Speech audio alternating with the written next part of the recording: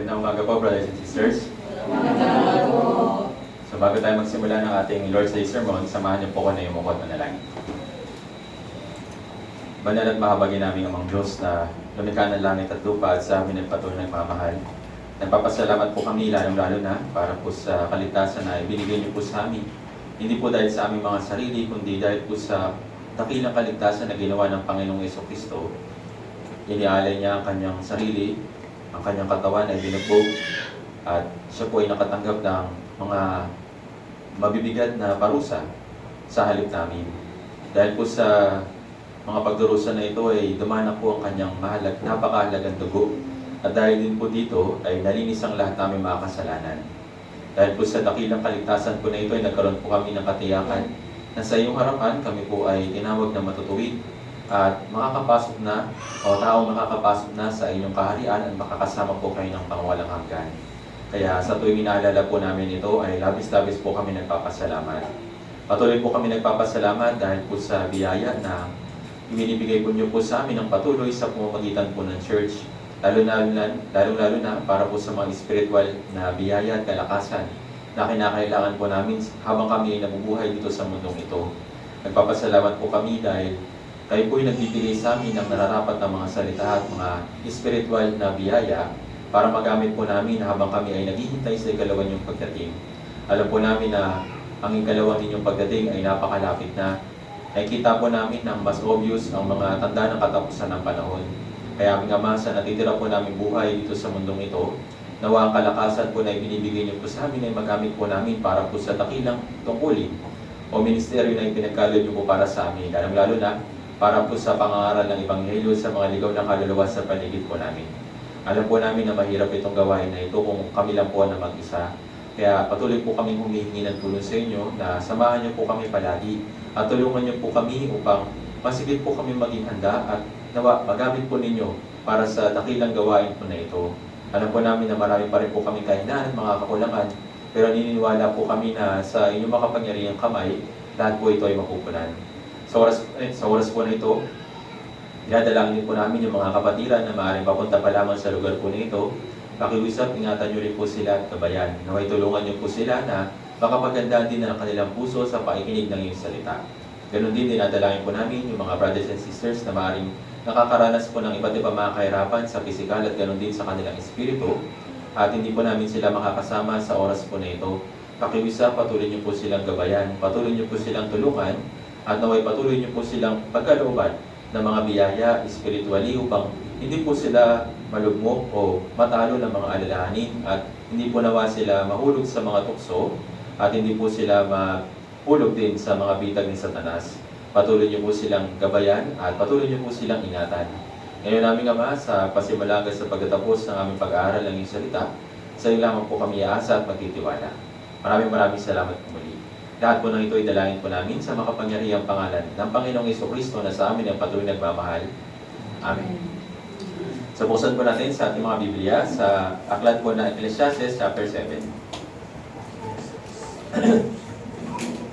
Ecclesiastes chapter 7, babasahin po natin yung verse 1. Ecclesiastes, nasa lumang tipan po ito. Ecclesiastes chapter 7, verse 1.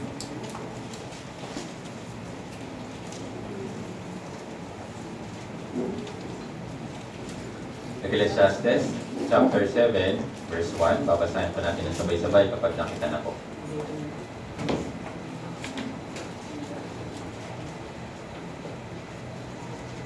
Ecclesiastes chapter 7, verse 1. At sa mga wala pong Bible, pwede niyo po na tulungan din yung mga brothers and sisters po na wala pong Bible. Para dun sa mga meron, ano rin po, i-guide niyo po sila para meron po silang mabasa para sabay-sabay po tayo magbabasa ng salita ng Diyos.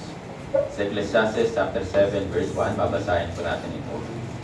Okay, nakita na? Ready na po? So ngayon, basahin po natin ng sabay-sabay. 3, 2, 1. Ang mabuting pangalan ay mas mabuti kaysa mamahaling mamahi, at ang araw ng pamatayan kaysa araw ng kapanganakan. So muli magandang umaga po, brothers and sisters. Kamusta po kayo? So patuloy po tayo nakakatanggap ng biyaya ng Diyos, kaya patuloy po tayong nagkakaroon ng panibagong lakas para sa ating Christian life. Kahit na Napakaraming mga kahirapan, napakaraming mga pagdurusa dito po sa mundong ito. Alam natin na yung kapangyarihan ng Diyos ay hindi limitado, hindi rin siya conditional. Kahit na tayo ay hindi sapat, kahit na tayo ay minsan talagang matitigas yung ulo, pero yung biyaya ng Diyos at yung kanyang kalakasan para sa atin ay patuloy niyang ibinibigay. Nais ng Diyos na tulungan tayo habang na dito tayo sa mahirap na kalagayan dito sa mundong ito. Alam niya yung kalagayan natin dito sa mundong ito kasi siya mismo ay nagkatawang tao at nabuhay dito sa mundong ito. Kaya alam niya kung paano tayo tutulungan. Paano tayo tutulungan sa pamamagitan po ng mga bagay para sa ating espiritu. Yes, bonus na lang para sa atin yung mga bagay para sa pisikal o sa material. Pero higit sa lahat, nais ng Diyos na patuloy na ibigay sa atin yung mga spiritual na kalakasan, spiritual na biyaya para habang nagpapatuloy tayo sa madilim, mahirap at minsan na sumasakit o nakakasakit na mundong ito sa atin, ay patuloy tayong bumangon at patuloy tayo na magpatuloy sa ating Christian life. At isa sa paraan na binibigay niya sa atin ay yung kanyang salita. Alam natin na itong salita ng Diyos ay buhay. Dahil yung nagsalita ay buhay, yung kanyang salita ay buhay din. Ibig sabihin, meron itong epekto sa atin at meron itong pakinabang para sa atin. Kung iti-take natin ito, gagawin at tutuparin sa ating buhay, makikita natin kung ano po yung magiging resulta kapag isinabuhay natin yung salita ng Diyos. Kaya, hindi lang tayo nagbabasa, hindi lang tayo nakikinig, hindi lang tayo nabubulay-bulay, kundi isinasabuhay din natin yung salita ng Diyos. Dahil doon natin makikita kung yung salita ba na ito ay talaga may kapangyarihan. At kapag napatunayan natin ito, mas higit pa natin nanaisin na manatili sa salita. Minsan nga lang, dahil sa kahinaan natin, kahit na alam natin na tayo dapat manatili sa salita, dapat manatili sa salita ng Diyos, sundin ito, pero nandun lang tayo sa sitwasyon na, oo, maganda magbasa, oo, maganda makinig, pero yung pagsasabuhay, para bang ibang usapan na. So hindi po ito ibang usapan. Kasama po ito sa pagbabasa, yes, to follow po yung pagsunod. To follow po yung pagsasabuhay. Kaya naman, kung i-apply natin ito sa ating Christian life, yes, makikita po natin yung kapangyarihan ng Diyos. Okay? Kaya sa patuloy po nating pag-aaral, huwag lang po naisin na maraming alam o kaya maraming natututunan, maraming lessons o maraming illustration na nalalaman, kundi dapat ito ay makita sa ating buhay at doon po makikita o doon ma-reveal yung kapangyarihan ng Diyos. At doon natin mas higit na ma-appreciate o doon natin mas higit na pasasalamatan yung Diyos. Kaya naman, ito po yung ginagawa natin sa ating Christian life. Kaya isa po sa paraan, ito pong binigay sa atin na salita para sa araw po na ito, para maging kalakasan po natin sa ating Christian life. So ito po, binasa po natin yung isa sa mga patotoo o isa sa mga observation ni Haring Solomon. Kilala natin si Haring Solomon, tama po ba? Sino po siya? Hindi lang siya playboy. Hindi lang siya basta may 1,000 lives. Siya ay hari na may karunungan na galing sa Diyos. Tama po ba? Imagine po ninyo, yung karunungan na galing sa langit, ay natanggap ni Haring Solomon. Pwede kaya yun bilang isang hamak na tao? Actually, napakahirap po nito. Yung karunungan ng Diyos at yung karunungan natin hindi talaga mag-aabot, magpapantay. Pero yung karunungan ng Diyos, yung bahagi ng karunungan ng Diyos ay pinagkaloob po kay Haring Solomon. Dahil meron po itong layunin. Itong layunin na ito ay para i-reveal kung ano po yung karunungan ng Diyos. Naintindihan po. Bilang isang tao, yes, hindi niya kaya malaman, matutunan yung mga bagay na nasulat niya o na-observe niya sa buhay niya kung wala yung tulong ng Diyos. Kaya ganoon din sa atin, yung karunungan na galing sa langit. Ngayon, tinutulungan tayo ng Espiritu Santo para maintindihan, maunawaan, at makita, ma-experience yung kapangyarihan po nito. Kung wala yung tulong ng Diyos, kung wala yung Espiritu Santo, hindi po natin talaga maunawaan kung ano po yung mga nakapaloob na mensahe dito po sa Biblia. Kaya nga, si Haring Solomon, isa sa example na nakatanggap ng karunungan at naisabuhay po ito sa karunungan na meron siya. Pero syempre, alam natin na meron ding parte si Haring Solomon na hindi niya nagamit yung karunungan na dapat nang gamitin dun sa harap ng mga Diyos-Diyosan o dun sa harap ng mga babae na napangasawa po niya. Sa harap na pairalin yung karunungan, ano po pinaira niya? Yung emosyon. Actually, yung karunungan at emosyon, magkaiba po ito, magkasalungat po ito. Kung paano sinasabi ng sanlibutan na follow your heart. Palaging sinasabi ng sanlibutan na sundin mo kung ano yung nilalaman ng puso mo. Pero alam natin, bilang isang Kristiyano, na alam natin kung anong nilalaman ng ating puso. Tama po ba? Ito ay mandaraya kaysa lahat ng bagay at lubhang napakasama. Kaya, Papairalin ba dapat natin palagi yung ating puso? Yes, merong kailangan mga bagay o may mga bagay na kailangan na pairalin yung ating puso bukod lang sa ating isip. Kaya nga, ito po ay dapat ay konektado. Yung isip at puso ay dapat ay ayon sa salita ng Diyos, hindi po ayon sa emosyon lang, hindi sa side ng emosyon o sa puso lang, hindi rin pwedeng ayon sa katwiran lang. Kailangan ito po ay konektado. Naintindihan po. Yan naman, dito po, malalaman po natin yung isang napakahalagang mensahe para sa atin sa pamamagitan po ni Haring Solomon. So, si Haring Solomon ay nakatanggap ng instruction mula sa Diyos sa pamamagitan din po ng observation sa buhay niya. So, dito, sinabi niya na mabuti o mas mabuti yung mabuting pangalan kaysa sa mamahaling pamahid at mas mabuti yung kamatayan kaysa sa kapanganakan. Yung parehong bagay na ito, yung mabuting pangalan at mamahaling pamahid, ito po ay magkasalungan. Yung kamatayan at kapanganakan, ito rin po ay magkaiba. Naintindihan po. Ngayon, ipinag-compare niya ito. Ngayon, mas nakita niya sa pamumuhay niya, ayon sa observation niya, sa ng time na nabuhay siya, at ayon rin sa karunungan ng Diyos na mas mabuti yung isa. May mas mabuti. Maganda yung isa, pero may mas mabuti pa. Naintindihan po. Dito, yung mamahaling pamahid, yung costly oil. So ito po ay napakainam at ginagamit ng unang panahon at hindi basta-basta nila nakukuha o na-extract yung mamahaling pamahid. So isa sa example natin dito na makita yung ginamit ni Maria para sa pag-prepare kay Jesus Christ para sa kamatayan niya at muling pagkabuhay. So yung costly oil na yun, dahil siya ay mamahalin, nangihinayang yung mga tao. Tama po ba? Bakit mo binasan? Pwede mo sanang ibenta yan eh. Kaya, dito natin makikita na hindi biro yung halaga at hindi biro kapag meron ka ng costly oil na yun. Naintindihan po. Pero, may mas maganda pa dun sa costly oil na yun. Ano yun? Yung mabuting pangalan. Sabi rin dito na yung araw ng kamatayan ay mas maganda pa o mas mabuti pa kaysa sa kapanganakan. Hindi naman po ito ibig sabihin na dinidisregard na ikaw ay pinanganak, tapos nabuhay ka sa mundong ito, tapos mas mahalaga pa kapag ikaw ay nasa lamay na. Hindi naman po ganon. Dito po natin makikita na, yes, mas mabuti na kung ano yung ending mo, kung ano yung maiiwan mo na ginawa mo, o kaya ano ba yung naiambag mo, ano ba yung mga naisabuhay mo, kaysa dun sa time na ipinanganak ka lang. Naintindihan po. Nung ipinanganak ka, meron ka na bang nagagawa? Wala pa. Tama po ba? Wala ka naman. Ikaw ay tumatanggap lang. Pero habang ikaw ay lumalaki, habang ikaw ay nabubuhay dito sa mundong ito, yes, unti-unti ka mayroong nagagawa at meron kang naiaambag o nagiging impluwensya sa ibang tao. Naintindihan? Kaya naman, mag-focus po tayo dito po sa mas mabuting pangalan kaysa sa mamahaling pamahid na sinabi dito ni Haring Solomon. So, dito po sa chapter po na ito, kung babasahin po ninyo, sa Ecclesiastes chapter 7, merong mga bagay na pinagkukumpara. Isa mabuti, maganda, yung isang bagay ay mas mabuti naman. Naintindihan po. Kaya, kung babasahin po ninyo, pwede nyo pong basahin sa inyong mga bahay kapag uwi po ninyo. So, dito muna tayo mag-focus dito sa verse 1 na sinabi niya. Pinagkukumpara yung dalawang magkasalungat na mga salita.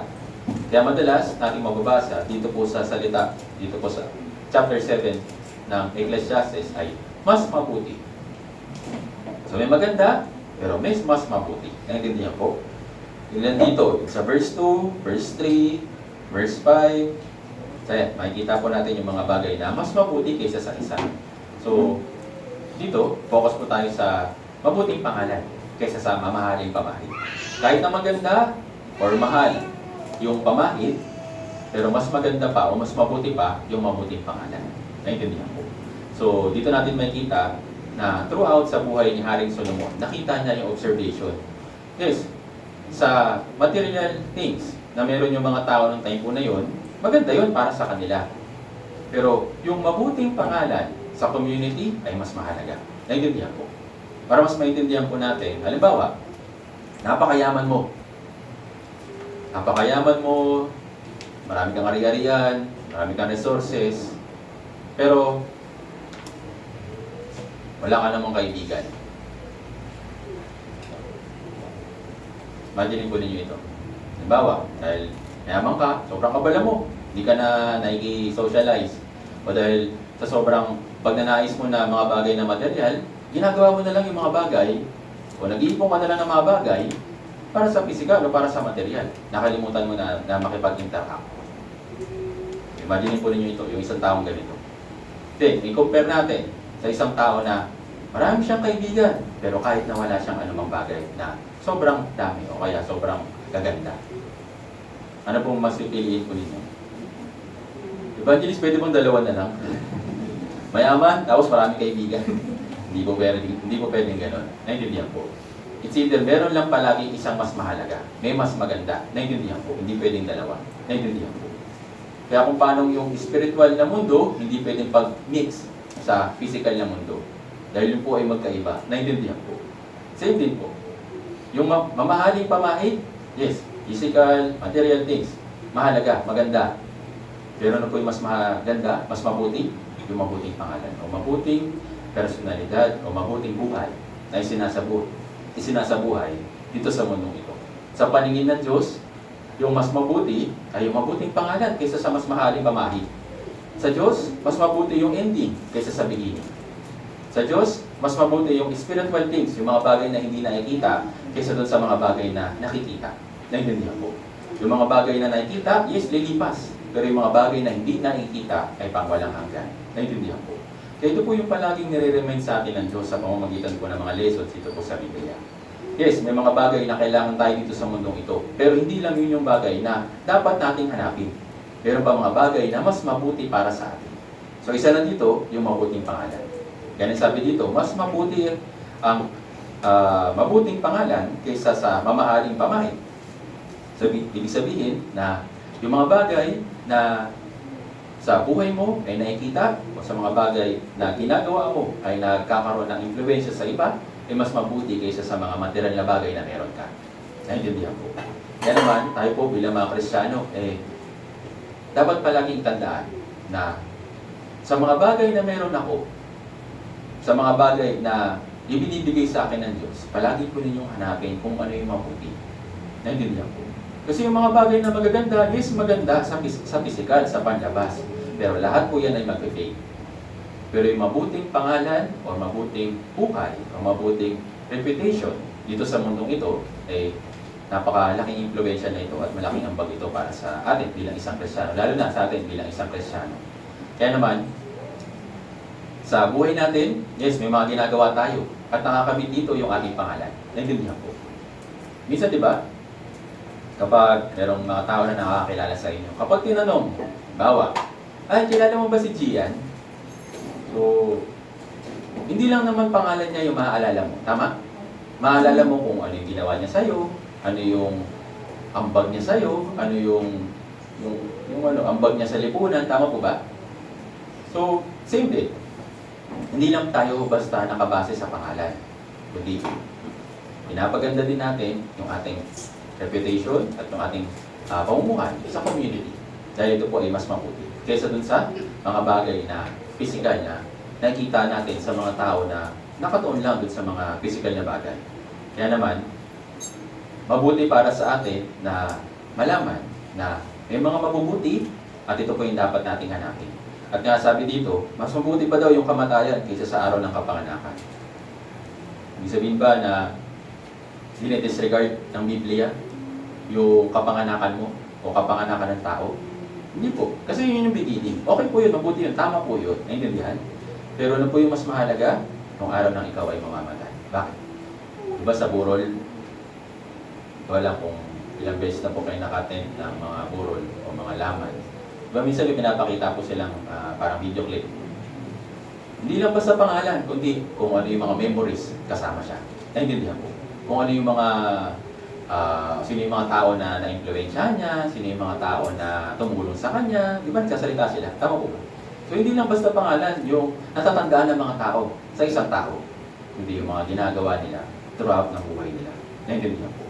Kaya, ano pong gusto ninyo?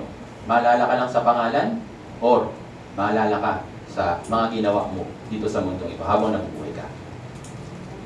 Maraming tao dito na, yes, kilala lang sa pangalan. Pero, ano nga ginawa niya? Kilala ko siya pero Hindi ko matandaan kung nagkausap na ba kami o kung ano man nagawa niya sa akin eh. Wala akong alam, wala akong natatandaan. Yan na pong mas maganda. Yes, yung pangalan, yung mas mabuting pangalan, yung mabuting reputation ay napakahalaga para sa atin bilang isang Kristiyano. Actually, tayo po bilang mga Kristiyano, merong mas mabuting pangalan. Yes, may mga physical names tayo. Tama po ba? Binigay ito ng mga magulang natin physically. Pero meron pang isang pangalan na ibinigay sa atin. Alam niyo mo kung ano pangalan niya? Ano po? Christian. Tama po ba? Kristiyano. Tama po ba? Yun ay hindi basta lang title o hindi lang isang parang nationality kasi di ba pag sa resume may religion, Christian. Hindi po ganun. Hindi lang po ito basta title para sa atin. Ito po yung ating identity. Naiintindihan po. Pagkakakilanlan bilang isang tao na naligtas, tunay na naligtas. Kaya tayo, yes, physically, ipinanganak sa mundong ito, nagkaroon tayo ng pangalan. Binigay ito ng ating mga magulang. Pero nung ipinanganak tayo spiritually, sabihin na born again, yung Diyos, yung nanganak sa atin sa pamamagitan ng kanyang salita, then ngayon, binigyan tayo ng panibagong pangalan. Ito po yung pagiging Kristiyano. Naiintindihan po. Doon po sa langit, hindi naman po tayo tatawagin, uy, hello, Gian, kamusta?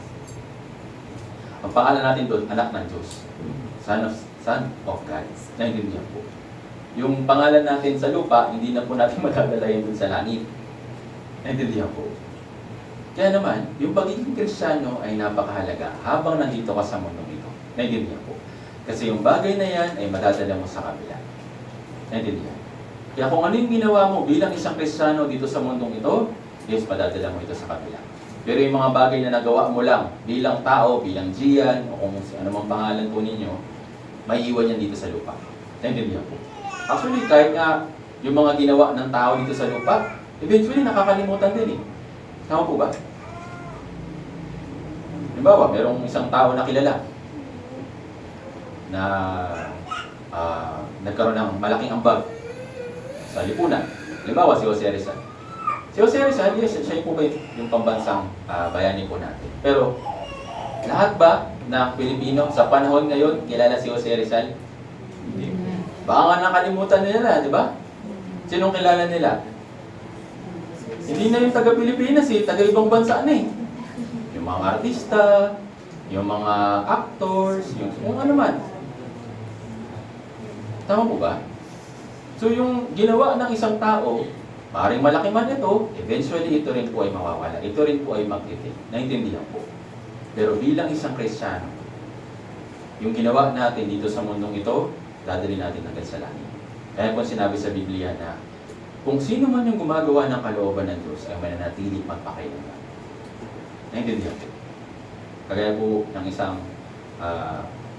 Kristiyano na nabuhay o isinabuhay yung kanyang buhay dito sa mundong ito nung siya ay nabubuhay pa. Pero mga ilang mga characters yung pag-aaralan po natin ngayon. At sila, hindi lang sila basta names o hindi lang sila basta pangalan dito po sa Biblia, kundi meron silang malaking impluensya, meron silang malaking role kahit na hanggang sa langit.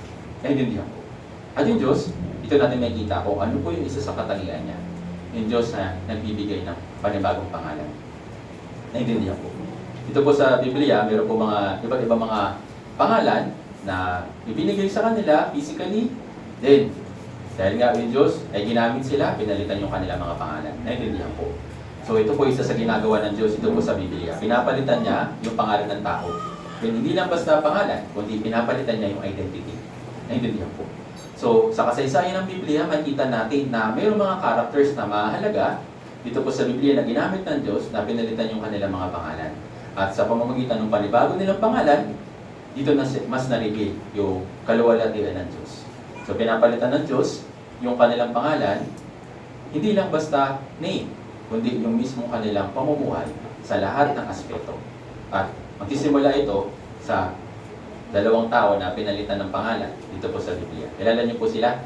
Hindi si Adan at si Eve. Ano bang pangalan ng dalawang unang tao na pinalitan yung pangalan? Si Abraham at si Sarai. So, sa pangalan nila na Abram at Sarai, merong story behind. Naintindihan po. Tingnan natin. Genesis chapter 17. Ito po yung kay Abraham. Genesis chapter 17, verse 2 hanggang 5. So ito po yung pagpapalit na ng kanyang pangalan. Genesis chapter 17, verse 2 hanggang 5. Basahin na natin mula verse 1 hanggang 5. Genesis chapter 17, verse 1 hanggang 5. Kung nakita na po, basahin natin sabay-sabay. 3, 2, 1. Nang si Abraham ay 79 na taon, ang Panginoon ay nagpakita kay Abraham. Abraham sa kanyang sinabi, "Ako ang Diyos na makapangyarihan sa lahat. Lumakad ka sa harapan ko at maging walang kapintasan. At ako'y makikipag-ipan sa iyo at ikaw ay aking nabis na pararamihin." At nagpatira pa si Abraham at sinabi ng Diyos sa kanya, "Para sa akin, ito ang aking makikipag-ipan sa iyo. Ikaw ang magiging ama ng maraming bansa. Ang pangalan mo ay hindi tatawagin Abraham, kundi Abraham ang magiging pangalan mo, sapagkat ikaw ay ginawa ang ama ng maraming bansa." So dito po, dito natin nabasa na yung Diyos, kapalitan niya yung pangalan na Abraham. Yung Abraham, alam niyo po ibig sabihin, marangal, nakila, naintindihan po. Pero yung Abraham, ano pong ibig sabihin? Sabi sa verse 5, "Ikaw ay ginawa kong ama ng maraming bansa, father of many nations." Naintindihan po. So isang tao na dakila, marangal, individual. Pero yung Diyos may mas magandang plano. Yung pangalan na Abraham ay gagawin niya bilang ama ng maraming bansa. Naintindihan po. So dito po natin makikita na yung Diyos may kalooban para sa kanya. Yes, Abraham, mabuti, maganda, pero physical lang. Pero Abraham, may connection sa mga bagay na spiritual. Naintindihan po. Kaya naman, si Abraham, na Abraham yung pangalan, na marangal, ginawa niya na ama ng maraming bansa. Ngayon, yung kanyang asawa na si Sarai, Sarai yung isang pangalan niya. Ano po yung pangalan na pinalit? Sarai. Yung Sarai, ibig sabihin po, princess or prinsesa. Individual, minamahal siya ng kanyang asawa. Pero, yung Sarai, pinalitan ng Diyos na Sarah. At ano naman po ibig sabihin ng Sarah? Basahin natin, verse 15 hanggang 17. Genesis, same chapter pa rin po, Genesis chapter 17, verse 15 hanggang 17. Basahin po natin ang sabay-sabay. 3, 2, 1. "At sinabi ng Diyos kay Abraham, tungkol kay Sarai na iyong asawa, huwag siyang tatawagin Sarai, kundi Sarah ang magiging pangalan niya. Siya ang aking pagpapalain at bibigyan kita ng anak sa pamamagitan niya. Siya ang aking pagpapalain at siya ang magiging ina ng mga bansa, ng mga hari ng mga bayan na magmumula sa kanya." Nang magkagayoy, nagpatira pa at tumawa si Abraham at sinabi sa kanyang sarili, "Magkakaanak pa kaya ng isang tao na 100 taong gulang na? Manganganak pa kaya si Sarah na 9 taong gulang na?" So sa verse 15 at 16, sinabi ng Diyos kung ano yung kalooban ng Diyos para kay Sarai. So yung Sarai, kaya sabi ko kanina, princess. Individually, minamahal siya. Pero yung Sarah, siya po ay magiging ina ng maraming bansa. Naintindihan po.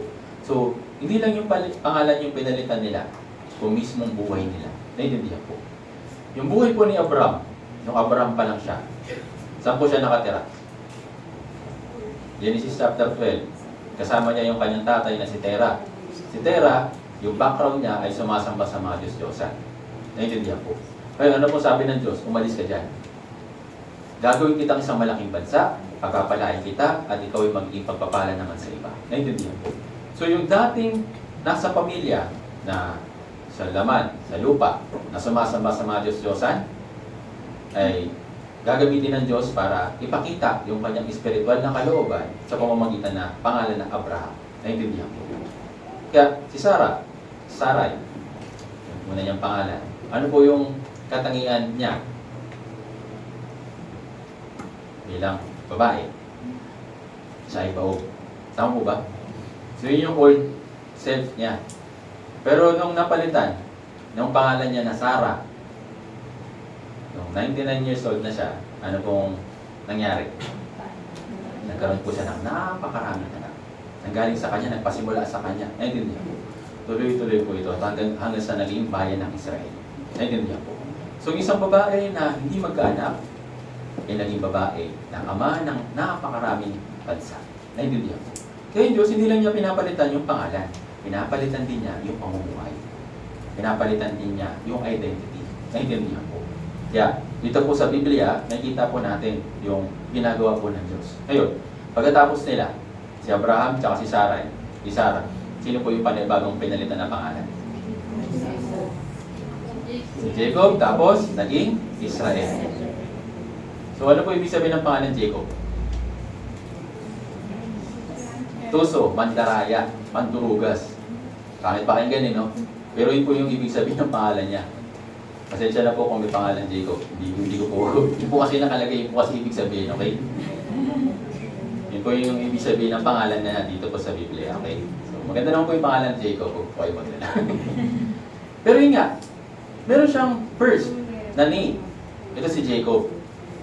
At yun yung katangian ng pangalan niya. Mandaraya, mandurugas. Kaya dun sa buhay niya, bilang Jacob, dinaya niya yung kanyang kapatid na si Esau. Tama po ba? Then, ano pong ginawa ng Diyos? Pinalitan. Ano pong pangalan ng napinalit sa kanya? Israel. Ano ba ibig sabihin ng Israel? Yes, bayan po ng Diyos. Pero specifically, meron po ibig sabihin nito. So ito po yung lalaki na nakipagbunog sa Diyos at nagtagumpay. Tingnan po natin, Genesis chapter 32.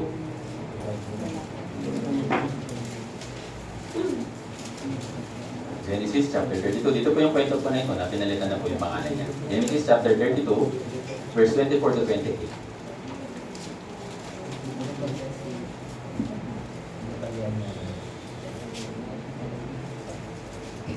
Sige po, basahin po natin. Genesis chapter 32, verse 24 to 28. Basahin po natin sabay-sabay. Nakita na po? Tumutunog pa. Wait lang. Tayo natin.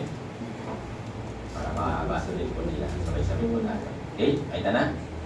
Okay. Basahin po natin ng sabay-sabay. Verse 24 to 28. 3, 2, 1. Naiwan na ng isa si Jacob na nakipagpunog sa kanyang sa lalaki hanggang sa magbukhang iwayway. Na makita ng lalaki na hindi siya manalo laban kay Jacob, hinawakan niya ang kasupasuhan ng hita ni Jacob, at ang kasupasuhan ni Jacob ay nagdalisan, samantalang nakikipagbunog sa kanya. Sinabi niya, bitawan mo ako, sapagkat nagbukhang iwayway na. At sinabi ni Jacob, hindi kita bibitawan, halibang ako ay mapaspasan mo. Sinabi ng lalaki kay Jacob, ano ang pangalan mo? At sinabi, ako. Sinabi niya, ang iyong pangalan ay hindi na tatawagin ako, kundi Israel, sapagkat ikaw ay nakipaglaban sa Diyos at sa mga tao, at ikaw ay nagtagumpay. So, ano pong ibig sabihin ng pangalang Israel? Sabi dito, ikaw na nakipaglaban sa Diyos at sa mga tao, at ikaw ay nagtagumpay. So, noon, yung pangalang Jacob, pangit man yung reputation niya, physically. Pero, pinilitan yung pangalan niya na isang dakilang pangalan na Israel. Naintindihan po. So, dito natin makikita na yung Diyos, kagaya kay Sarah, kay Abraham, alam niya kung ano yung una na pamumuhay ng mga tao. Pero nung sila ay gagamitin na ng Diyos, pinalitan yung kanilang pangalan. Naintindihan po. So, si Jacob naging Israel. So, kahit na siya may physical na paglalakad, hindi mabuti. Ano pong nangyari sa kanya? Nilinsad po yung kanyang kasukasuan sa hita. So, hindi ko alam kung kaliwa o kanan pero basta yung hita niya sa pilay. Kaya kahit na physically, pilay siya, physically, hindi siya, o sabihin natin, disabled siya. Pero siya, nakalakad siya ng matuwid sa pananampalataya. Ano pong paglakad ng isang pilay? Ika-ika, di ba? Nahihirapan siya, tama po ba? Physically, mahirap man yung kalagayan niya. Pero itong si Israel, o si noon ay Jacob, siya po ay matuwid na nakalakad sa kanyang pananampalataya. Naintindihan? So, spiritual meaning, ibig sabihin po ng Israel. Ngayon, mula sa Jacob, yung kanyang pangalan ay napalitan na Israel. Mula sa mandaraya, umaasa lang sa sariling diskarte, sariling paraan, pinalitan ito ng Israel, na isang taong umaasa sa Diyos ng 100%. Naintindihan mo? Hindi naman ibig sabihin na perfecto si Jacob. Marami rin siyang mga ups and downs sa kanyang Christian life. Pero after na napalitan yung kanyang pangalan, hindi na siya umasa sa kanyang sarili. Tama po ba? Palagi na po siyang umasa sa Panginoon, sa Diyos. Naintindihan niyo? So, next. Sino po yung isang karakter na pinalitan din yung pangalan nila? O pinalitan din yung pangalan niya? Bukod kay Abraham, kay Sarah, kay Jacob na Israel. Sino pa? Si Simon. Ano pong pangalan niya? Ano po yung naging pangalan niya na ipinalit sa kanya? Pedro. Yung Simon po, alam niyo po ibig sabihin? Kung makikita po ninyo sa pamumuhay po niya, nung Simon pa siya, palagi po siyang mainitin yung ulo. Palagi siyang nagagalit. Mabilis siyang mapikod.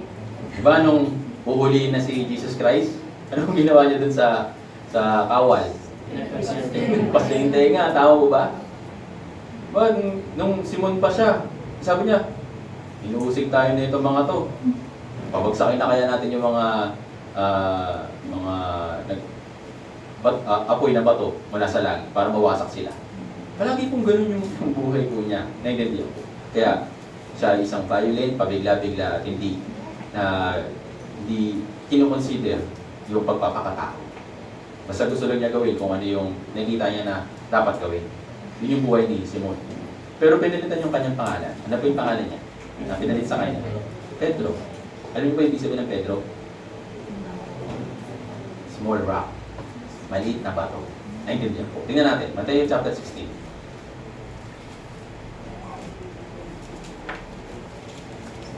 Dito po, marami pong mga Katoliko na sinasabi na ang pinakauna talaga na Pope kasi Pope Peter. Kasi dahil po sa salita po na ito. Tingnan natin. Matthew chapter 16. Matthew chapter 16. Basahin po natin mula verse 13 hanggang 18. Basahin po natin ng sabay-sabay. 3, 2, 1. Nang dumating si Jesus sa nakasangkupan ng isa niyang Pilipos, tinanong niya ang kanyang mga alagad na sinasabi, ano ba ang sinasabi ng mga tao kung sino ang anak ng tao? At sinabi nila, ang anak nila ay si Juan ang tagapagbautismo, ang iba ay si Elias, at ang iba ay si Jeremias, o isa sa mga propeta. Sinabi niya sa kanila, ngunit ano ang sinasabi niyo tungkol sino ako? Sumagot si Simon Pedro at sinabi, ikaw ang Kristo, ang anak ng Diyos na buhay. Sumagot si Jesus at sinabi sa kanya, mapalad ka, Simon na anak ni Jonas, sapagkat hindi laman ng dugo ang nagpahayag nito sa iyo, kundi ang aking Ama na nasa langit. At sinasabi ko naman sa iyo na ikaw ay Pedro, at sa ibabaw ng patong ito ay itatayo ko ang aking iglesia, at ang pintuan ng Hades ay hindi magbawagi namin. So, yun, sabi po ng mga ibang denomination, si Peter daw po yung pinakauna na po. Kasi sa kanya ibinigay yung susi. Sabi dito sa verse 19, di ba? Yung susi ng karya ng langit. Pero hindi po ito si Peter. Hindi po si Pedro yung tinutukoy po dito. Ito po yung tinutukoy si Jesus Christ. Kung mapapansin po ninyo, sa verse 18, meron pong dalawang footnote. Yung Pedro na S, Petros. Tapos yung batong ito, meron din pong footnote na ang ibig sabihin ay Petra. Yung Petros, big rock. Naintindihan? Yung Petra, maliit na bato. Ngayon, si Pedro, yung maliit. Si Jesus Christ, yung malaki. Sa kanya ibibigay yung susi ng kaharian ng langit. At anumang iyong talian sa lupa ay tatalian sa langit. At anumang iyong kalagan sa lupa ay kakalagan sa langit. So, si Jesus Christ yung may autoridad sa bagay po na ito. Hindi po kay Pedro. Okay? Kaya naman, yung Simon na violent, pabigla-bigla, at hindi nag-iisip ng pagpapakatao, basta magawa lang niya yung kanyang gustong gawin, pinilitan yung kanyang pangalan. At sa pamamagitan niya, itinatag yung napakaraming church. Ngayon, dahil saan? Dahil ba sa hot temper niya? O dahil ba sa ugali niya or attitude niya na malakas or sabihin natin na matapang? Kaya ba siya pinalitan ng pangalan na Pedro? Paano po nagsimula o o paano po pinapalitan yung kanyang pangalan. Dito po sa verse 15 hanggang 16, dito po niya ipinahayag yung kanyang pananampalataya. At dahil dun sa kanyang matibay, matapang na pananampalataya, napalitan yung kanyang pangalan. Ano pong sinabi niya? Ano ba yung sinabi niyang patotoo? Nung nagtatanong yung mga tao, sino ba si Kristo? Sino ba siya? Yung iba sinasabi, siya si Juan Tagapagpautismo, siya si Elias, siya si Jeremias, o isa sa propeta. Yun yung pagkakilala ng ibang tao kung sino si Yesu Kristo. Pero, nung tinanong ni Jesus Christ, si Peter o si Simon, na sino ba ako? Sino ba ako pinapakilala niyo ako sa kanila? Ano pong sabi niya? Verse 16, ikaw ang Kristo, ang anak ng Diyos na buhay. You are God. So, hindi siya kabilang lang sa mabuting propeta, mabuting character sa Old Testament, o sabihin natin, mga ginamit ng Diyos na sumulat ng aklat. Hindi po. Binanggit niya yung kanyang tunay na pananampalataya. Sino ba talaga si Jesus Christ? Naintindihan po.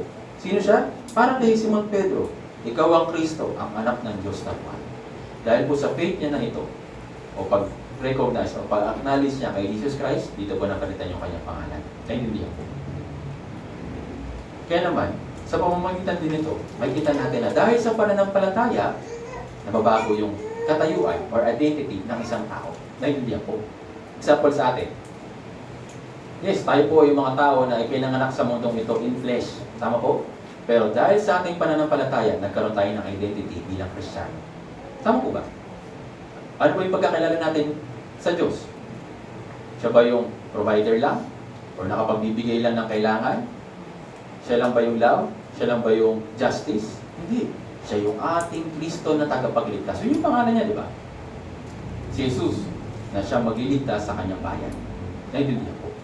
Kaya dahil po sa paniniwala o patotoo o pananampalataya natin, nagkaroon tayo ng title o sabihin natin na identity o panibagong identity bilang isang Kristiyano. Naintindihan po. Yung identity na Kristiyano, pinagpaguran po ba natin? Sino po gumawa nun? Sino po nagbigay nun? Diyos. Naintindihan po. Same din. Ito pong mga tao na ito, hindi po kalooban nila. Siguro okay na sila sa pangalan nila. Maganda naman yung Abraham. Maganda naman yung Sarai. Maganda naman yung Jacob. Maganda naman yung Simon. Pero bakit kailangan palitan? Dahil ito po yung kalooban ng Diyos. Hindi para palitan lang yung pangalan, kundi palitan yung kanilang identity. Naintindihan po. Noon, bilang Simon, ano bang trabaho niya? Nangingisda. Pero, nung tinawag siya ng Diyos para mag-minister, ano pong panibago niyang tungkulin or gawain? Maging mamalakaya ng mga tao. Naintindihan po. Same din sa atin. Tayo po'y pinanganak dito sa mundong ito. Yes, ginagawa natin yung mga bagay noon na para sa laman. Nag-iipon tayo ng mga bagay para sa pisikal at material. Pero ngayon, bilang mga naligtas, tayo po'y Kristiyano na gumagawa ng kalooban ng Diyos na nasa langit. Naintindihan po. Naintindihan? Oo. So ito po yung ating identity. Dahil ba umatin tayo sa church, kaya na-earn natin yung identity na ito? Dahil ba marami tayong binibigay? Hindi. Dahil ba sa sigasig natin? Hindi. Sino pong may kalooban nito? Yung Diyos. Ang tanging lang natin nagawa ay manampalataya. Naintindihan po. Kaya dahil sa pananampalataya na nagkaroon sa atin, yung ating pananampalataya ay nagbunga, at dito, nagpasimula yung panibagong buhay. Naintindihan po. Yung pagiging Kristiyano. Naintindihan po. Kaya sabi sa 2 Corinto, chapter 5, verse 17, kung sino man yung na kay Kristo, siya yung bagong nilalang. Yung lumang bagay ay lumipas na. Tingnan niyo, ang lahat ay naging bago. Naintindihan po. Yung Christian para sa atin, siguro, noon, ang idea lang natin para sa Christian, umatin sa isang Christian church. Tama po ba? Umatin ka, hindi sa Katoliko o sa ibang denomination. Sa isang Christian church, kapag umatin ka, Kristiyano ka na. Hindi po ganun. Naintindihan po. Yung identity bilang isang Kristiyano, ibig sabihin, yung mga tao na nasa kanila si Kristo. Yun po ibig sabihin ng Christian. Naintindihan po. Nung tayo ay naligtas, Meron ba tayong ginawa para mapasa atin si Kristo? Wala. Siya mismo yung gumawa nun para sa atin. Nilinis niya yung ating lahat ng ating mga kasalanan sa pamamagitan ng kanyang dugo. Kaya nga, pwede na siyang manirahan sa atin. Naintindihan po. Kaya naman, yung Diyos yung nakakaloob ng panibagong pamumuhay sa atin, o panibagong identity, dahil sa kanyang mabuting kalooban. Ngayon, tayo'y pinanganak sa laman noon. Ang focus natin, mga bagay dito sa sanlibutan. Ngayon, bilang mga Kristiyano, saan yung focus natin ngayon? Hindi sa sanlibutan pa rin eh. Ako, i-check nyo po. Makakala mo, ang tawag mo lang sa sarili mo ay Kristiyano, pero ang tuon mo pa rin ay dito sa lupa, magkaiba. Naintindihan po. Parang ganito, para mas maintindihan natin. Yung itlog ng, sabi natin, ibon. Yung itlog ng ibon is, ilan siyang libliman. Wala din sa egg white, egg yolk, ganyan. Nade-develop yung isang buhay, yung isang sisip. Yung isang ibon, isang itlog na nakatira lang sa isang nest. Kapag napisa na siya at lumago na, lumaki na siya, yung itlog ba pwede ba lumipad? Hindi. Wala siyang kakayahan. Tama po ba? Pero kapag naging ibon na siya, lumaki na siya, pwede na po ba siya? Yung ibon ba, nandun lang sa nest? Saan po siya naglalakbay? Paano po siya naglalakbay? Sa pamamagitan ng himpapawid. Tama po ba? So imagine po ninyo na yung isang itlog na nasa lupa lang. Pero nung siya ay na-develop, nagkaroon ng panibagong creature, which is yung ibon, nandun na siya sa himpapawid. Kaya minsan, nire-describe po tayo bilang isang Kristiyano, bilang isang agila, o bilang isang ibon. Naintindihan po. Kaya kung sa pamamagitan po ng kalooban ng Diyos, makita po natin na yung isang lumang bagay, ginagawa niyang bago. Hindi pwedeng mix. Naintindihan po. Hindi tayo mga Kristiyano na ini-improve. Kundi tayo po yung mga Kristiyano na binabago. Naintindihan po. Magkaiba yun. Kung ini-improve ka lang, yung buhay mo dito bilang makasalanan, ini-improve mo lang. Naintindihan po. Pero ano po yung buhay ng isang Kristiyano? Bagong buhay. Kung noon, bilang ikaw, isang tao, nakatuon ka sa lupa, nakatuon ka sa mga bagay dito sa salimutan. Pero bilang isang Kristiyano, may panibagong tuon tayo bilang mga Kristiyano. Ano po ito? Doon sa langit. Yung pag-asa sa langit. Yung mga spiritual na bagay. Naintindihan po. Nakuha po ninyo, ibig ko sabihin. So, kung tayo po ay Kristiyano, yes, meron panibagong buhay, may panibagong identity na ibinigay yung Diyos para sa atin. Naintindihan po. At itong bagong identity na ito ay sinasabuhay natin ngayon after nating maligtas. Kaya ang tawag natin doon, Christian life. Naintindihan po.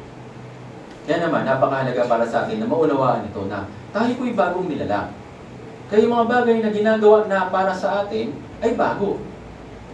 Naintindihan po. Parang ganito. No, nagbabasa ka naman ng Biblia. Tama po ba? Nakapagbasa tayo ng ibang verse. Pero bilang isang Kristiyano, ano po yung bago? Sinasabuhay mo. Naintindihan? No, nag-pray ka naman na rin naman, di ba?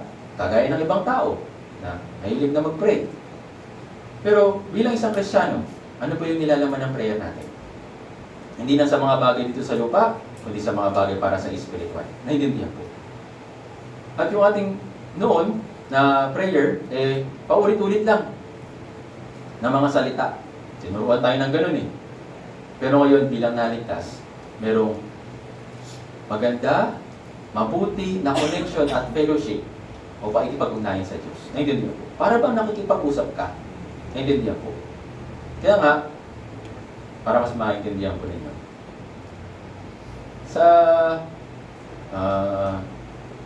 Sa telepono, merong mga recorded na messages. Tama po ba? Or parang machine lang. Tama po ba? So parang noon, ganun tayo. Nakipag-usap lang yung machine sa Diyos. Paulit-ulit. Kung ano lang yung nilalaman, yun pa rin. Pero iba yung customer na service na mismong tao yung nakikipag-usap. Tama po ba? May emosyon, merong saloobin, merong katotohanan na nakikipag-usap or communication. Naintindihan po. Kaya naman, yes, yung prayer natin ngayon bilang isang Kristiyano, hindi na kagaya ng prayer noon. Noon, paulit-ulit. Same lang kung ano yung pinagpe-pray. Pero ngayon, na tayo naligtas, yes, meron pong connection. Meron pong ugnayan. Naintindihan po. Ugnayan na kagaya ng isang magulang. Naintindihan po. Pwede ba yung mga anak, ulit-ulit lang nasabihin sa kanilang magulang, ma, pingin pera. Ngayon, sinabi nila, Sunday, ma, pingin pera, pa, pingin pera. Tapos kinabukasan, gano'n ulit. Ma, pingin pera. Pa, pingin pera. Tapos gano'n lang yung sinasabi nila sa inyo. Yun po ba yung communication? Yun po ba yung pakikipag-ugnayan? Meron po bang emosyon doon? O meron bang ugnayan sa pagitan ng isang pamilya kapag gano'n? Wala. Naintindihan po. Kaya yung prayer natin noon, yes, paulit-ulit, same lang yung nilalaman, pero ngayon na tayo naligtas, ginagawa po natin ito ng may katotohanan at mayroong kikipag-ugnayan sa Diyos. Naintindihan? Ngayon, noon, meron naman na tayong chances na sa iba't ibang mga pagkakataon na nakikipag-socialize. Tama po ba? Noon, socialize lang tayo ginagawa natin sa church. Nakikipag-ugnayan, connection, tama po ba? Pero ngayon na tayo naligtas na. Ano po yung bago? Dun sa fellowship. Anong meron? Merong? Ako, nakalimutan nyo na po yata. Basahin niyo po ulit mamaya yung church news, ha? Ito po sa harap. Baka po makakalimutan po ninyo eh. Ito po nakalagay. So no, nakikipag-usap lang tayo. Pero wala tayong pakialam sa iba. Tama? May connection lang. Pero ngayon, may ginagawa natin yung mga bagay na ito na may pag-ibig. May malasakit. Tama po ba?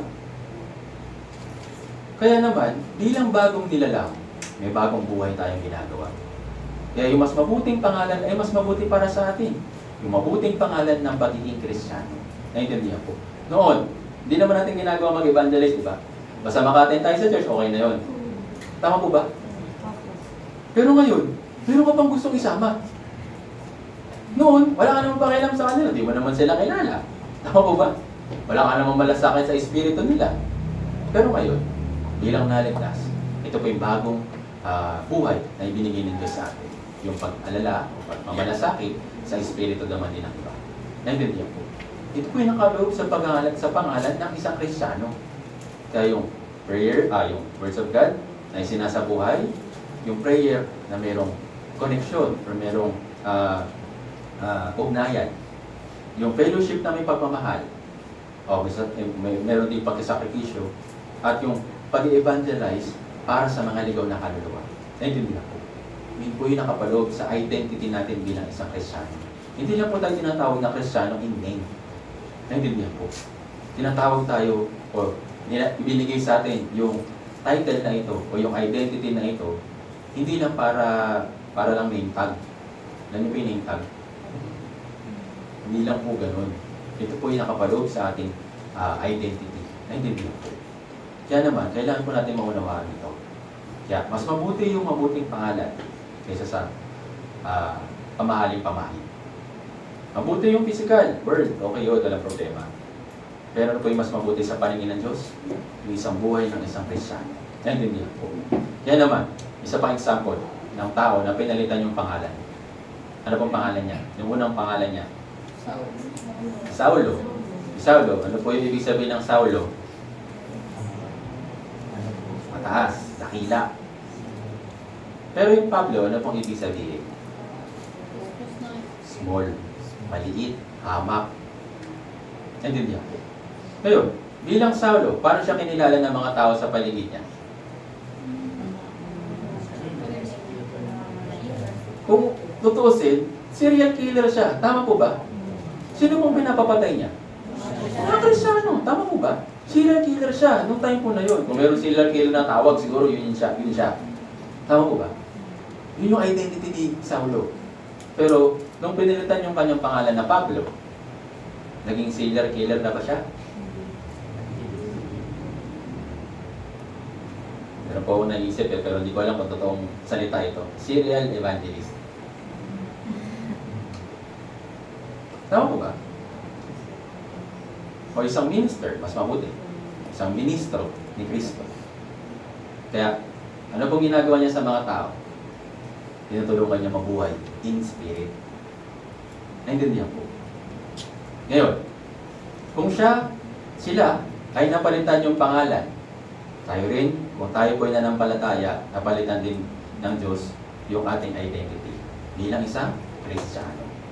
Naintindihan po. Kaya naman, napakahalaga para sa atin na maunawaan kung ano yung panibagong buhay na ibinigay ng Diyos para sa atin. Kasi kung hindi natin ito pag-aaralan, magtataka tayo.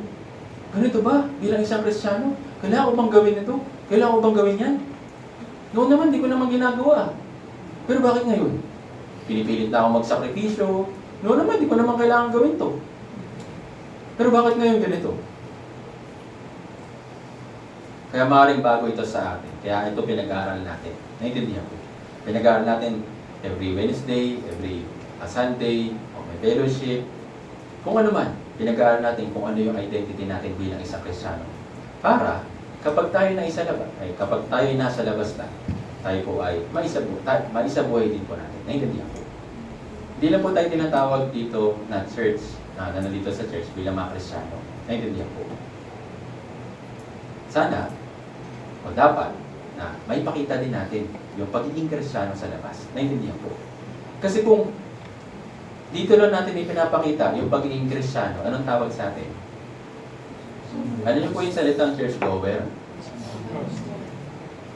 Palasimba? O nagsisimba ka tuwing Sunday. Ma-attend ka na kung anumang gathering. Pero paglabas, na para bang ibang identity ulit? Hindi po tayo gano'n. Naintindihan po. Hindi po tayo palasimba. Hindi po tayo churchgoer. Tayo po yung mga Kristiyano na isinasabuhay ng buhay ni Kristo. Naintindihan po. Ngayon, kung hindi po kayo sanay dito, or question mark pa rin po sa inyo ito, kung, teka, Kristiyano ba talaga ako? Bukas may Bible seminar, makinig po ulit kayo. Nakakalimutan ko ninyo kung ano po yung identity natin. Mahalaga po ito, naintindihan. Pero kung talagang tunay po kayo naligtas, yes, sa pamamagitan ng Biblia, makakwento po ng lesson sa pinag-aaralan po natin, nakikita natin kung ano po yung buhay ng isang Kristiyano. Naintindihan po. Ngayon, nung si Pablo, o nung si Saulo, siya po ay dakila, tama po ba? Ang pangalan niya, Saulo, big, great. Pero nung siya ay naging Pablo, ano po na ibig sabihin ng Pablo? Small or hamak. Naintindihan po. Kaya naman siya, habang nasa pamumuhay niya bilang isang Pablo, hindi na siya Saulo, sa buhay niya palagi siyang patuloy na pababa. Naintindihan po. Paano po siya nagsimula? Tingnan natin. Unang Korinto, chapter 15.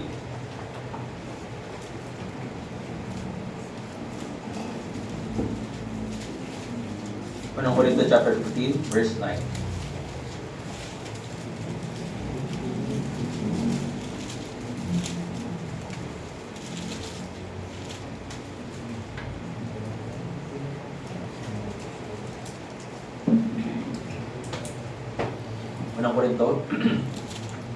Unang Korinto chapter 15, verse 9. Ito po yung first stage po ni Pablo.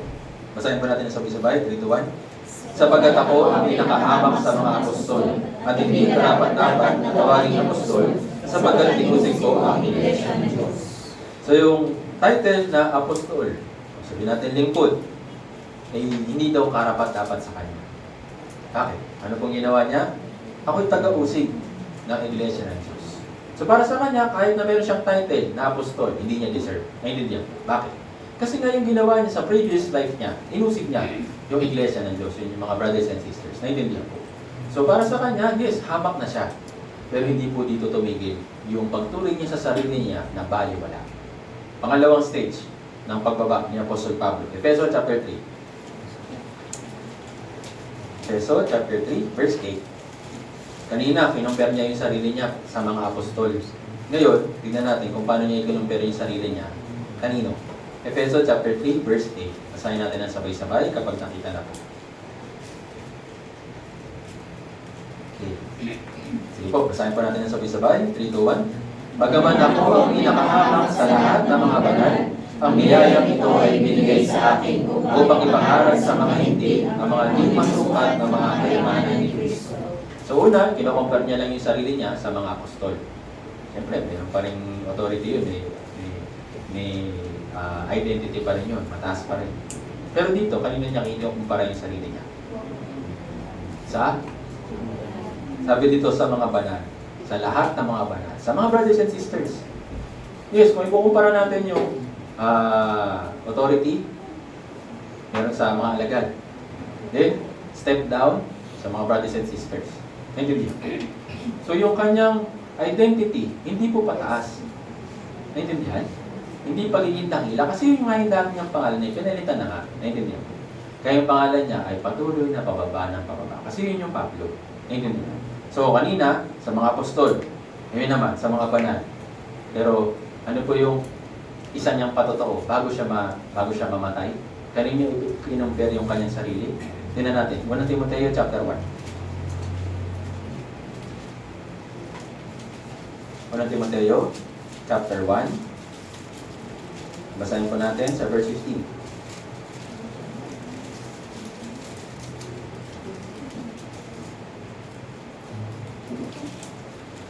Basahin po natin unang Timoteo chapter 1 verse 15. Yan po natin. Okay. Basahin po natin ang sabay-sabay kapag nakita na po.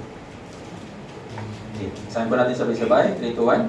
Tapat ang salita at nararapat tanggapin ng lubos na si Kristo Jesus ay pumaliko sa sanlibutan upang iligtas ang mga makasalanan na ako ang pangunahin sa mga. Ngayon, kayo niya ikinumpare yung sarili niya. Sa lahat ng mga makasalanan. Siya daw yung number 1. Siya yung pinakauna. Naintindihan po. Kaya si Pablo, yung Pablo na pangalan niya, isinabuhay niya. Hindi lang basta title or name ng Pablo yung itinuring niya sa kanyang sarili, kundi patuloy niyang ibinaba yung kanyang sarili. Naintindihan po. Ito po yung identity ni Pablo or isang Apostle Pablo. Hindi niya itinuring yung kanyang sarili na mas mataas kaysa sa kahit na kanino man. Sa huli, bago siya mamatay, tinuring niya na yung siya yung pinakahamak dito sa mga makasalanan. Naintindihan po. Pero siya lang po ba yung hamak at makasalanan? Siya lang po ba? Tayo rin yung identity natin. Tama po ba? Tayo po yung mga kasunod ni Apostol Pablo. Kumbaga sa pila, tayo pinakapila sa likod niya. Tama po ba? Siya po yung pinakauna para sa kanya. Pero sumunod nun, lahat ng mga naligtas ay talagang hamak dito sa mundo ito. Yun yung ating unang identity. Pero, nung tayo po ay naging Kristiyano at naging anak ng Diyos, dito po sa mundong ito, hindi man kinikilala yung ating identity, pero doon sa langit, tayo po ay kinikilala bilang mga anak ng Diyos. Naintindihan po.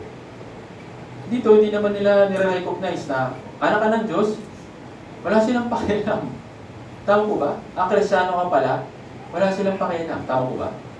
Pero sa mata po ng Diyos, ito po ay napakadakilang identity. Naintindihan po. Kaya naman, nung tayo naligtas, dati, tayo po'y makasalanan yung ating identity. Pero nung tayo naligtas, itinuring tayo ng Diyos bilang kanyang mga anak. Bagamat pagkatapos nating maligtas, hindi pa rin tayo sapat. Mahina pa rin tayo, kulang pa rin tayo sa mata ng mundong ito. Pero sa mata ng Diyos, tayo po yung kanyang minamahal. Naintindihan po. Kaya naman, nais ng Diyos na ipaalam sa atin yung kanyang kalooban na, yes, maganda yung mamahaling pamahid. Pero ano yung mas mabuti? Yung mas mabuting pangalan. Naintindihan po. Yung identity na nais ipakita ng Diyos sa atin. At yung pangalan ng Kristiyano, unang binanggit po dito sa Biblia, sa pamamagitan po ng kwento ng mga brothers and sisters na nabuhay noon. So, yung luma nating pangalan, yes, maganda po ito. Pero ano po yung mas mabuting pangalan? Yung pangalan is spiritual. Kaya sa Ecclesiastes, sinabi po na mas mabuti yung pangalan na mabuting pangalan kaysa sa mamahaling pamahain. At dahil tayo nagkaroon ng bagong pangalan, may bagong buhay tayo yung sinasabuhay ngayon. Naintindihan po. Kaya nabanggit ko po kanina, hindi po improving life lang, kundi binabagong pamumuhay. Naintindihan po. Kaya naman, nais ng Diyos para na malaman natin ito. Tingnan natin, Roma chapter 6. Roma chapter 6, verse 4.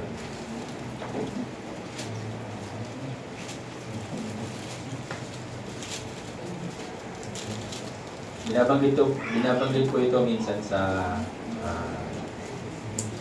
baptism. Roma chapter 6, verse 4. Basahin po natin ang sabay-sabay. Roma chapter 6, verse 4. Basahin po natin sabay-sabay. 3, 2, 1. Kaya inibig sa kasama niya sa pamamagitan ng bautismo tungo sa kamatayan, na kung paano si Kristo ay muling nabuhay mula sa mga patay sa pamamagitan ng paluwalhatian ng Ama, kaya hindi naman tayo makakalakad sa panibagong buhay. So noon, spiritually, is tayo po'y patay dahil sa ating mga kasalanan. Pero nung tayo ay naligtas, yung ating pagiging makasalanan ay napalitan bilang anak ng Diyos dahil sa dugo ng Panginoong Kristo. At pagkatapos ating maligtas, ang una nating sinunod na utos ng Diyos, ito po yung pagbabautismo. So alam natin, yung essence ng bautismo. So yung kamatayan sa lumang pagkatao ay lubog sa tubig. Makatawan po ito sa kamatayan. Then pag-ahon, ito po yung kumakatawan naman sa panibagong buhay. Kaya nga sabi dito, gayon din naman tayo yung makakalakad sa panibagong buhay. Naintindihan po. So kung si Kristo namatay, sabi dyan, na kung paano si Kristo ay muling nabuhay mula sa mga patay sa pamamagitan ng paluwalhatian ng Diyos, ng Ama. Gayon din sa atin. Dahil sa tulong din ng Diyos, makakalakad na tayo sa panibagong buhay. Yung ating identity ay galing sa Diyos. Yung panibagong buhay natin ay ginagabayan naman ng Diyos. Kaya yung tawag natin, Christian life. Noon sa Christian, yung hindi pa tayo saved, sino nga susunod? Tayo. Sabi natin kung anong instinct natin, kung anong diskarte natin, yun yung sinusunod natin. Pero kaya na tayo naligtas, makakalakad tayo sa panibagong buhay. Kung noon, lumakad tayo para sa mundong ito, ngayon, lumalakad tayo sa panibagong buhay. Kung noon, lumalakad tayo para sa mga bagay na nakikita natin physically, ngayon, bilang mga naligtas, lumalakad naman tayo ayon sa pananampalataya. Tingnan po natin ito. Roma chapter 1. Roma chapter 1, verse 17.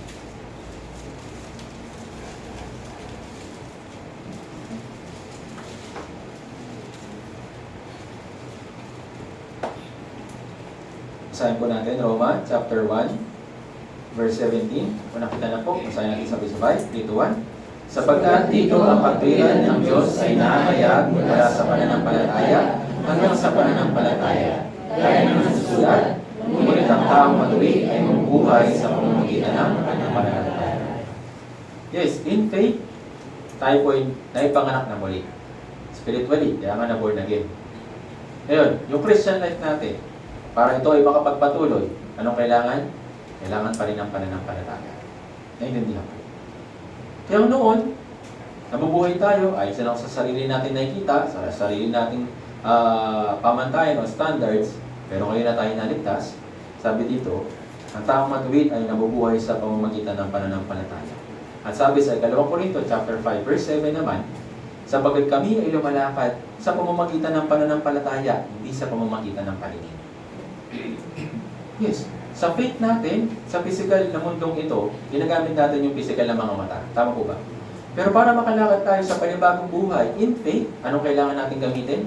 Yung ating mga mata ng ating pananampalataya. Naintindihan po. Kaya nga, ang naging halimbawa para sa atin ay sina Abraham, si Sarah, si Jacob, si Pedro, si Pablo, lahat po sila ay lumakad ayon sa pananampalataya. Naintindihan po. Hindi po sila nabuhay dun sa dati nilang instinct o dati nilang pamumuhay. Nabuhay sila ayon sa pananampalataya at sa pamamagitan ng tulong ng Diyos ay nagawa po nila ito. Hindi lang po ito basta title. Dito po binanggit yung salitang Kristiyano dito po sa Biblia. Hindi dahil sa sinabi ng mga tao na, Kristiyano kami. Hindi po ganun. Nakita ng mga tao sa mga gawa sa Antioquia na kung anong ginagawa ng mga Kristiyano. Pinakita ang sinabuhay nila kung ano po yung identity nila bilang isang Kristiyano. Ngayon, tignan po natin yung isang beses na sinabi yung salitang Kristiyano po dito po sa Biblia. Gawa chapter 11.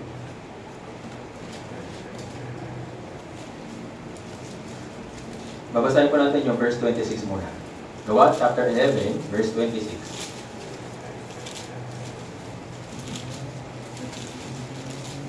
Gawa chapter 11, verse 26. Bibilisan ko na lang din po kasi hindi po umabot sa oras. Kalahati pa lang po tayo. Gawa chapter 11, verse 26. Basahin po natin ng sabay-sabay. 3 to 1. Nang siya'y kanyang matagpuan, ay kanyang dinala siya sa Antioquia, at kanya nangyari sa buong isang taon ay nakasama nila ang iglesia at nagturo sa napakaraming tao. At sa Antioquia, ang mga alagad ay pinasimulang tawagin mga Kristiyan. So dito po sa tagpupuan na ito, panasimulan na tawagin yung mga brothers and sisters sa Antioquia Church o din pa sa ibang mga karating lugar na sila ay Kristiyano. Ngayon, sinabi ba nila o pinakilala ba nila yung kanilang sarili na, mga Kristiyano kami? Hindi po. Ano po yung ginagawa po nila bago sila tawaging Kristiyano? Nung time po na yun, hindi po nila alam na may mga Kristiyano pala itong mga to. Noon, hindi pa sila nakikilala ng gano'n. Pero nung ginawa nila o isinabuhay nila yung kanilang identity, then saka sila nakinilala bilang isang mga Kristiyano. Ngayon, ano bang ginagawa nila noon? Balikan natin. Gawa chapter 11, verse 19 to 21. Gawa chapter 11, verse 19 to 21. Basahin po natin ang sabay-sabay. 3 to 1. Samantala, ang mga nagkawatak-watak dahil sa pag-uusig na nangyari kay Esteban ay naglakbay hanggang sa Phoenicia, sa Cyprus at sa Antioquia na hindi sinasabi na lima ng salita, maliban sa mga Hudyo. Subalit may ilan sa kanila, mga lalaking taga-Cyprus at taga-Cyrene, na dumating sa Antioquia ay nagsalita din sa mga Grego na ipinangaral ang Panginoong Hesus. Sumasa kanila ang kamay ng Panginoon at ang napakalaking bilang na sumasampantaya ay nagbalik loob sa ngayon. Bago po sila tawagin mga Kristiyano sa panahon ng mga gawa sa early churches, ano pong ginagawa nila? Sa verse 19, sabi dito, nagkawatak-watak sila dahil sa pag-uusig dahil kay Esteban. Hindi po sila nagkawatak-watak kasi natatakot sila. Hindi po sila nagkawatak-watak kasi baka mamatay sila. Hindi po sila nagkahiwa-hiwalay dahil may panganib na nagbabadya sa kanila. Nagkawatak-watak sila dahil sa isang layunin. Sinabi ito sa verse 20. Sabi dito, nung naglakbay na yung iba't ibang mga nakakita o nakaalam ng balita din sa nangyari kay Deacon Esteban. Ano pong ginawa po nila? Sabi dito, may ilan sa kanila na pumunta sa ibang lugar, sa Cyprus, sa Cyrene, sa Antioquia, ay nagsalita din sa mga Grego, pati sa mga Grego, dun sa mga naniniwala sa mga Diyos-Diyosan, na ipinangangaral ang Panginoong Hesus. Kaya hindi po sila nagkawatak-watak kasi natatakot sila. Nagkawatak-watak sila dahil dun sa point na ito, mas dun nila ninais na tulungan yung ibang tao para sila masave.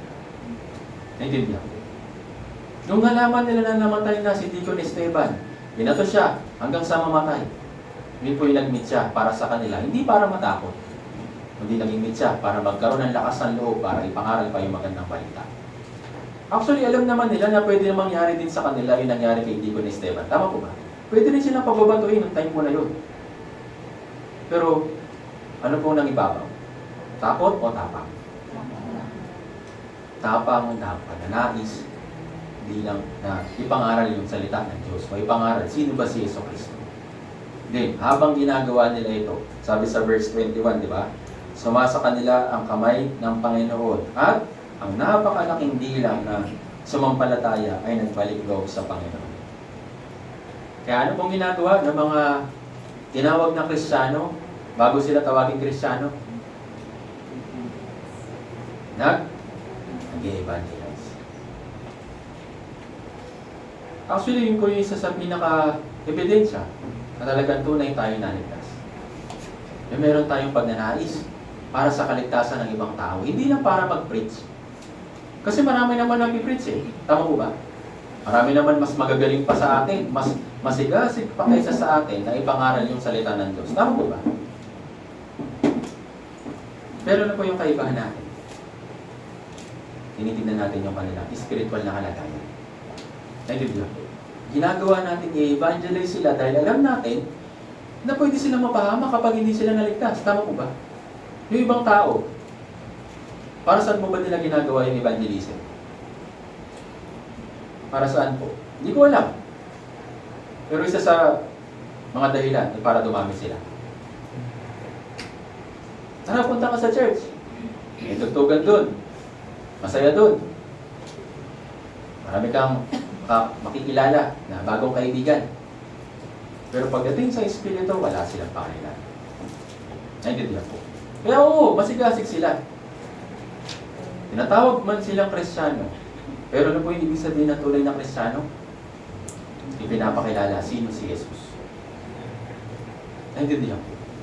Yes, maaaring in words or maaaring in actions. Naintindihan po. Ngayon, ito po mga tao na ito, nung ginawa nila na ipangaral si Kristo o isabuhay, sino ba si Jesus? Dito sila tinawag na Kristiyano. Dito po sa binasa natin sa verse 26. Naintindihan po. Kaya naman, ano po yung isang buhay ng isang Kristiyano? Pagdating sa church, pagbabasa, pagpipray, pagtitipon-tipon. Ano po yung purpose kung bakit tayo tinawag na Kristiyano? Para tulungan yung mga tao na makilala sino ba yung tunay na Kristo ayon po sa Biblia. Naintindihan po. Hindi po natin sila ini-encourage o pinapapunta lang dito sa church para maging member. Hindi po natin sila ina-accommodate dito para lang magstay sila tapos nakita ng iba, ang dami nyo na. Hindi po. Tayo po yung mga tao na tumutulong sa spiritual na kalagayan po nila. Naintindihan po. Tayo po yung mga Kristiyano sa salita, lalo na siyempre sa gawa. Hindi lang po yung title para sa atin. Naintindihan. Kaya yun po yung pinakaunang katangian ng isang Kristiyano. Kung si Abraham, saka si Sarai, physically, naging marami sila, mula sa kanila, tayo naman, spiritually, magmumula din sa atin, yung ibang panibagong Kristiyano, kung tayo rin ay mag-evangelize. Naintindihan po.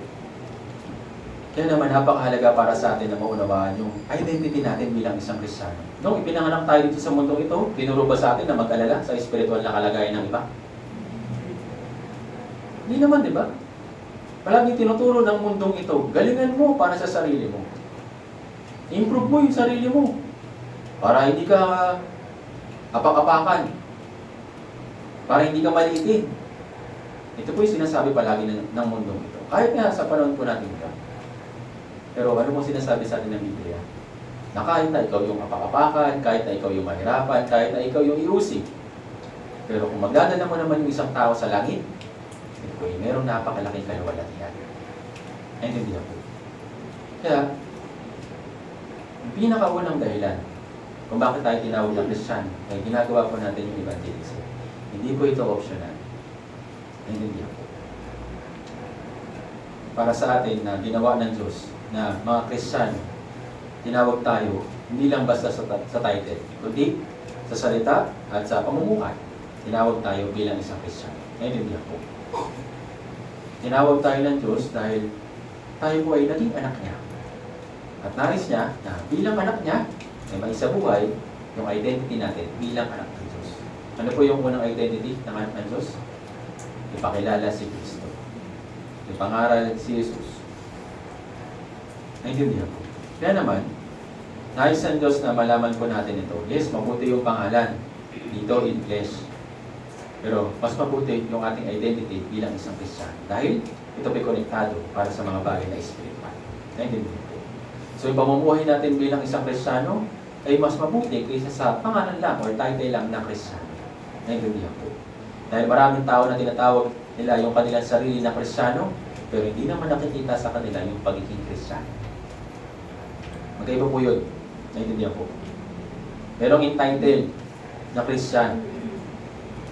Pero may mga tao din na isinasabuhay na Christian talaga sila. Naintindihan po. Kaya minsan, personally, nakakatakot din po ito para sa akin. Yes, ako po ay Kristiyano. At the same time, nilikit po ako ng panibagong ministry ng Diyos para po bilang evangelist.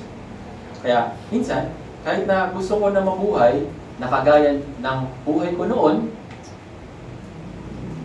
meron ng pagpipigil sa loob ko. Bakit?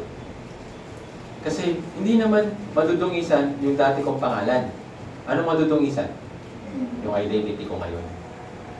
Naintindihan po. Kaya, isinasabuhin natin yung ating Christian life. Siyempre, yes, para sa atin. Pero hindi lang para sa atin, kundi para sa Diyos. Naintindihan po. Kayo po, yung tayo, dito po sa mundong ito, ginagawa natin yung abot ng ating makakaya para hindi mapahiya yung apelido natin. Tama po ba?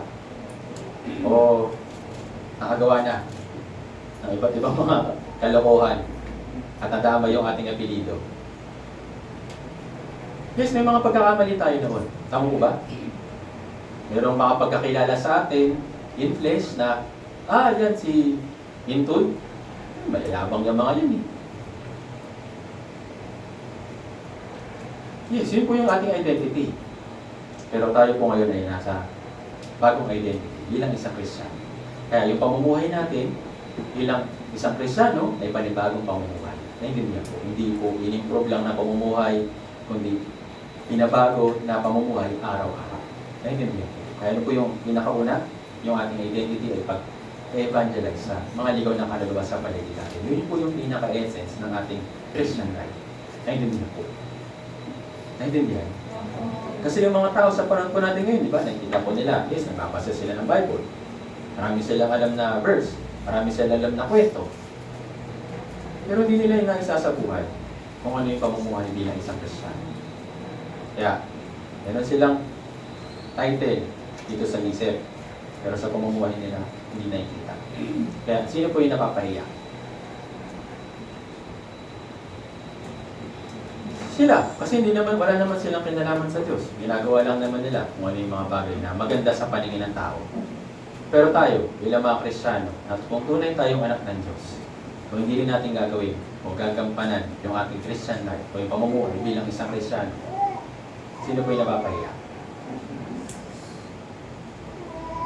Tandaan po natin, yung pangalang Kristiyano ay nakakabit sa ating pangalan. Kung tunay tayong naligtas, kung tunay tayong anak ng Diyos, is hindi po natin pwede basta-bastahin yung pamumuhay natin dito sa mundo ito. Kung mabubuhay tayo ng walang ingat, yes, maaaring mapahiya tayo, mapahiya in church, pero higit sa lahat, mapapahiya in Diyos. Naintindihan po. Sa halip na ang mapakinggan ay, uy, Kristiyano ka pala. Sana mapakinggan po natin, Kristiyano ka talaga.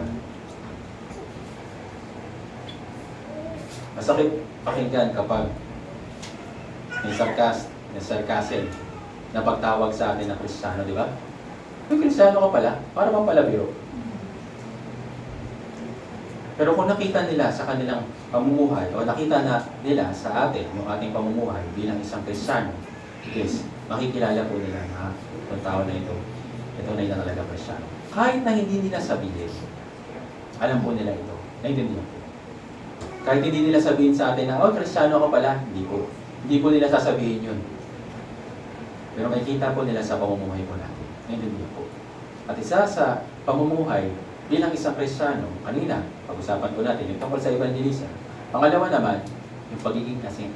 Pagiging isang ilaw at asin. Yung role ng asin at ilaw, napakahalaga sa mundong ito. Tama po ba? Kung walang asin, soju, dito sa mundong ito, hindi po tayo mabubuhay. At kung wala rin ilaw, hindi rin po tayo mabubuhay. Tama po ba? Kaya, yung role natin bilang isang Kristiyano dito sa mundong ito, bilang asin at ilaw, ang sanlibutan, sabi sa Mateo chapter 5, ay napakahalaga. Naintindihan po. Bakit ba tayo tinawag na asin? Bakit ba tayo tinawag na Bakit ba tayo tinawag na liwanag? O ilaw? Dahil meron tayong role. Naintindihan po. Nasa napag-usapan po namin ng mga fathers group sa fellowship po kung ano yung ibig sabihin ng asin. Ano po yung role ng asin? Bukod sa pampalasa.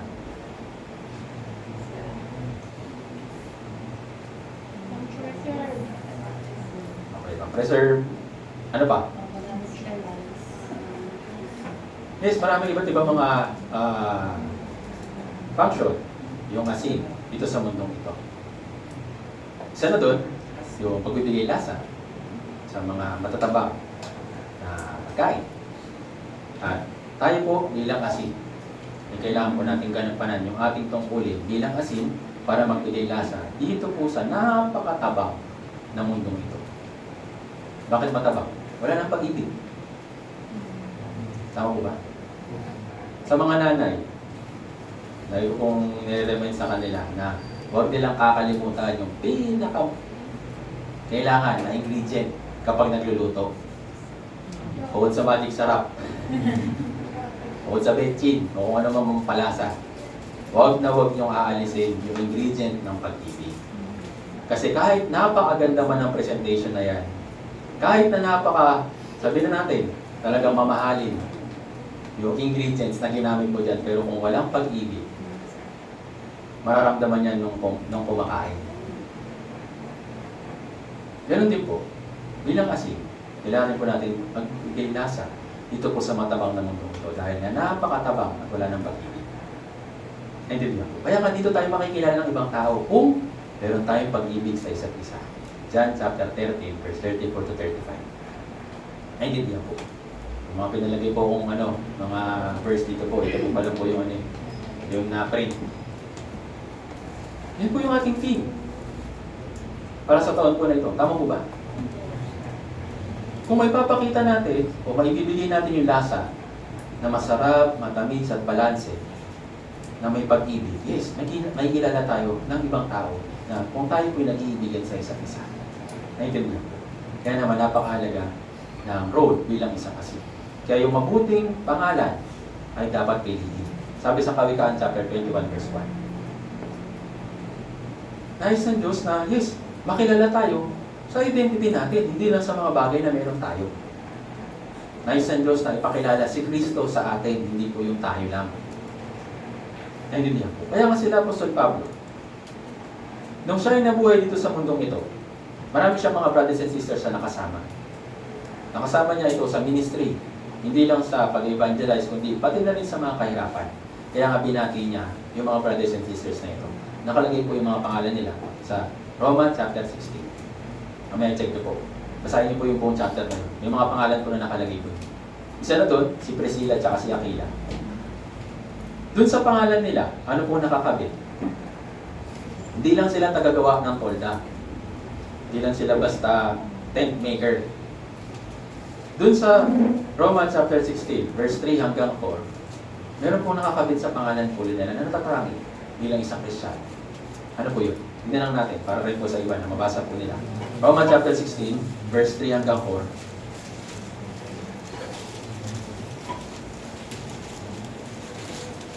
Romans chapter 16, verse 3 hanggang 4. Basahin po natin ng sabay-sabay.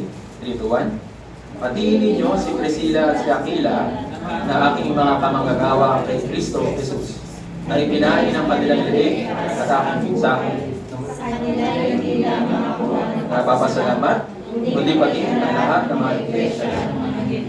Sa pangalan ni Priscilla at si Aquila, yes, kamanggagawa sila ni Apostol Pablo kay Kristo. Pero ano po yung isa sa nakakabit sa pangalan nila? Sa verse 4, sinabi dito, yung description tungkol sa ginawa po nila. Yung sa legacy na iniwan po nila. Para sa mga tao na umusig man sa kanila, pero para lahat yun ay ginawa nila para yung ibang tao ay sila naman ay maligtas. Ano pong ginawa po nila? Ipinahin nila yung kanilang mga liig para sa aking buhay.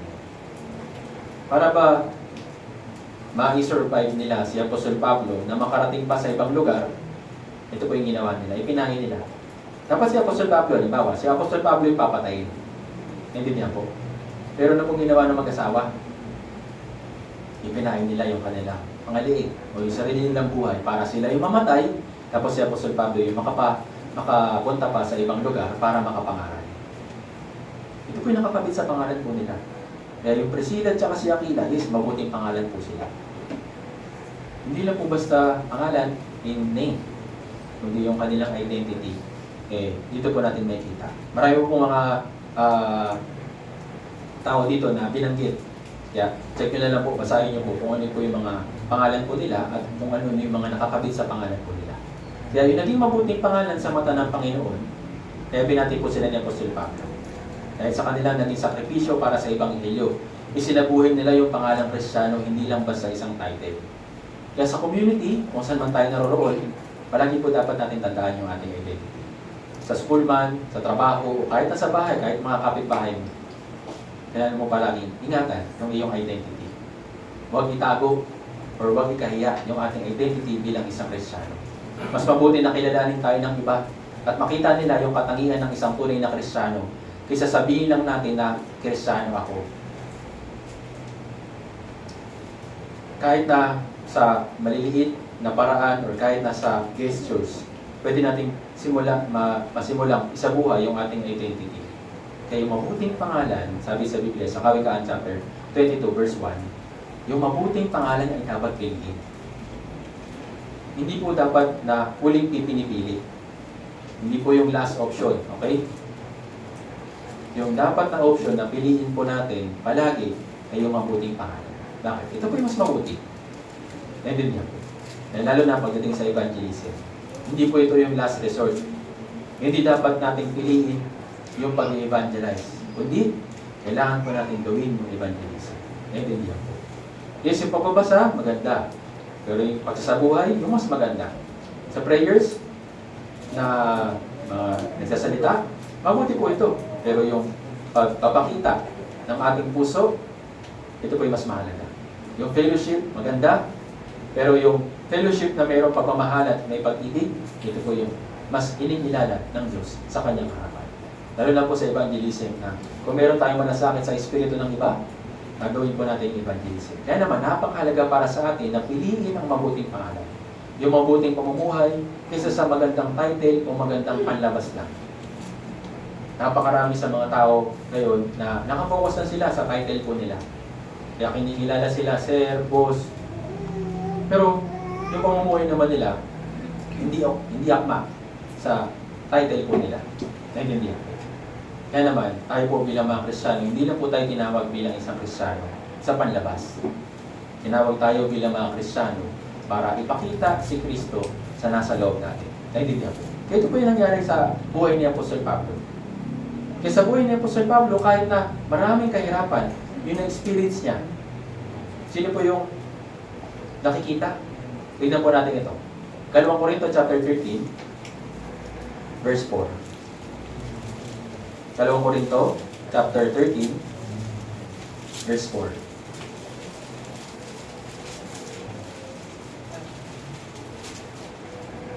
Dalawang Corinto, chapter 13, verse 4. Basahin po natin ang sabay-sabay. 3 to 1. Sapagkat siya'y pinako mula sa kahinaan, sapalit nabubuhay sa pamamagitan ng kapangyarihan ng Diyos. Kami ay mahina sa Kanya, ngunit sa pakikitungo sa inyo, kami ay nabubuhay na kasama niya sa kapangyarihan ng Diyos. Tinutukoy niya sa unang part si Jesus Christ. At sabi dito, kami ay mahihina. Sila naman, bilang mga apostol. Kami ay mahihina, ngunit sa pakikitungo sa inyo. Ano ba ibig sabihin ng pakikitungo? Paano ka maki-socialize? Naintindihan po. Kaya sila Apostol Pablo, yes, sa inwards, sa ginagawa po nila, pati na rin dun sa pakikisama nila o pakikitungo nila sa ibang mga tao, nakita yung kapangyarihan ng Diyos. Naintindihan po. Kaya naman, yung pagiging Kristiyano, hindi lang po dapat sa panlabas. Pati na rin po sa panloob. Paano po tayo nakikitungo sa ibang tao. Naintindihan po. Isa pa po, tingnan po natin. Galatia chapter 6.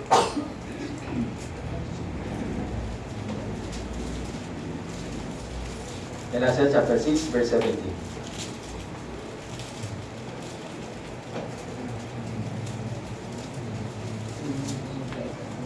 Basahin po natin ang sabay-sabay. Galatia chapter 6, verse 17. 3 to 1.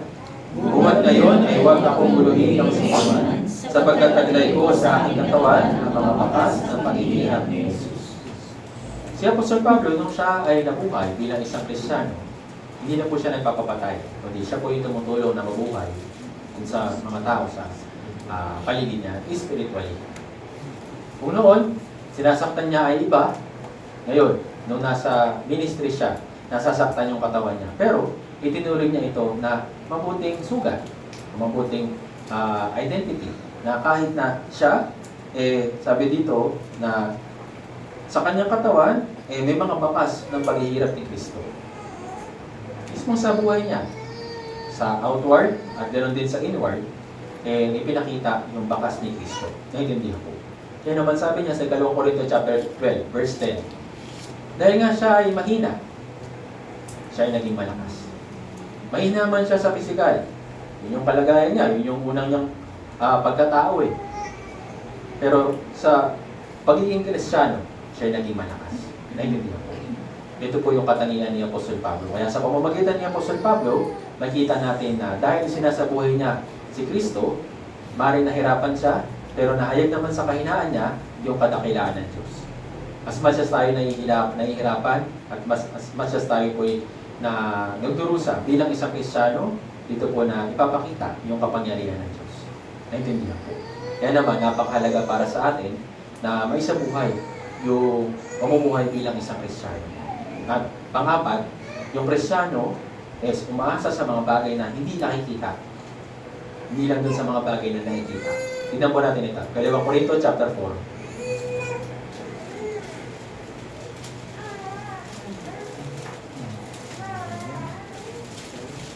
2 Corinto chapter 4, verse 16 hanggang 17.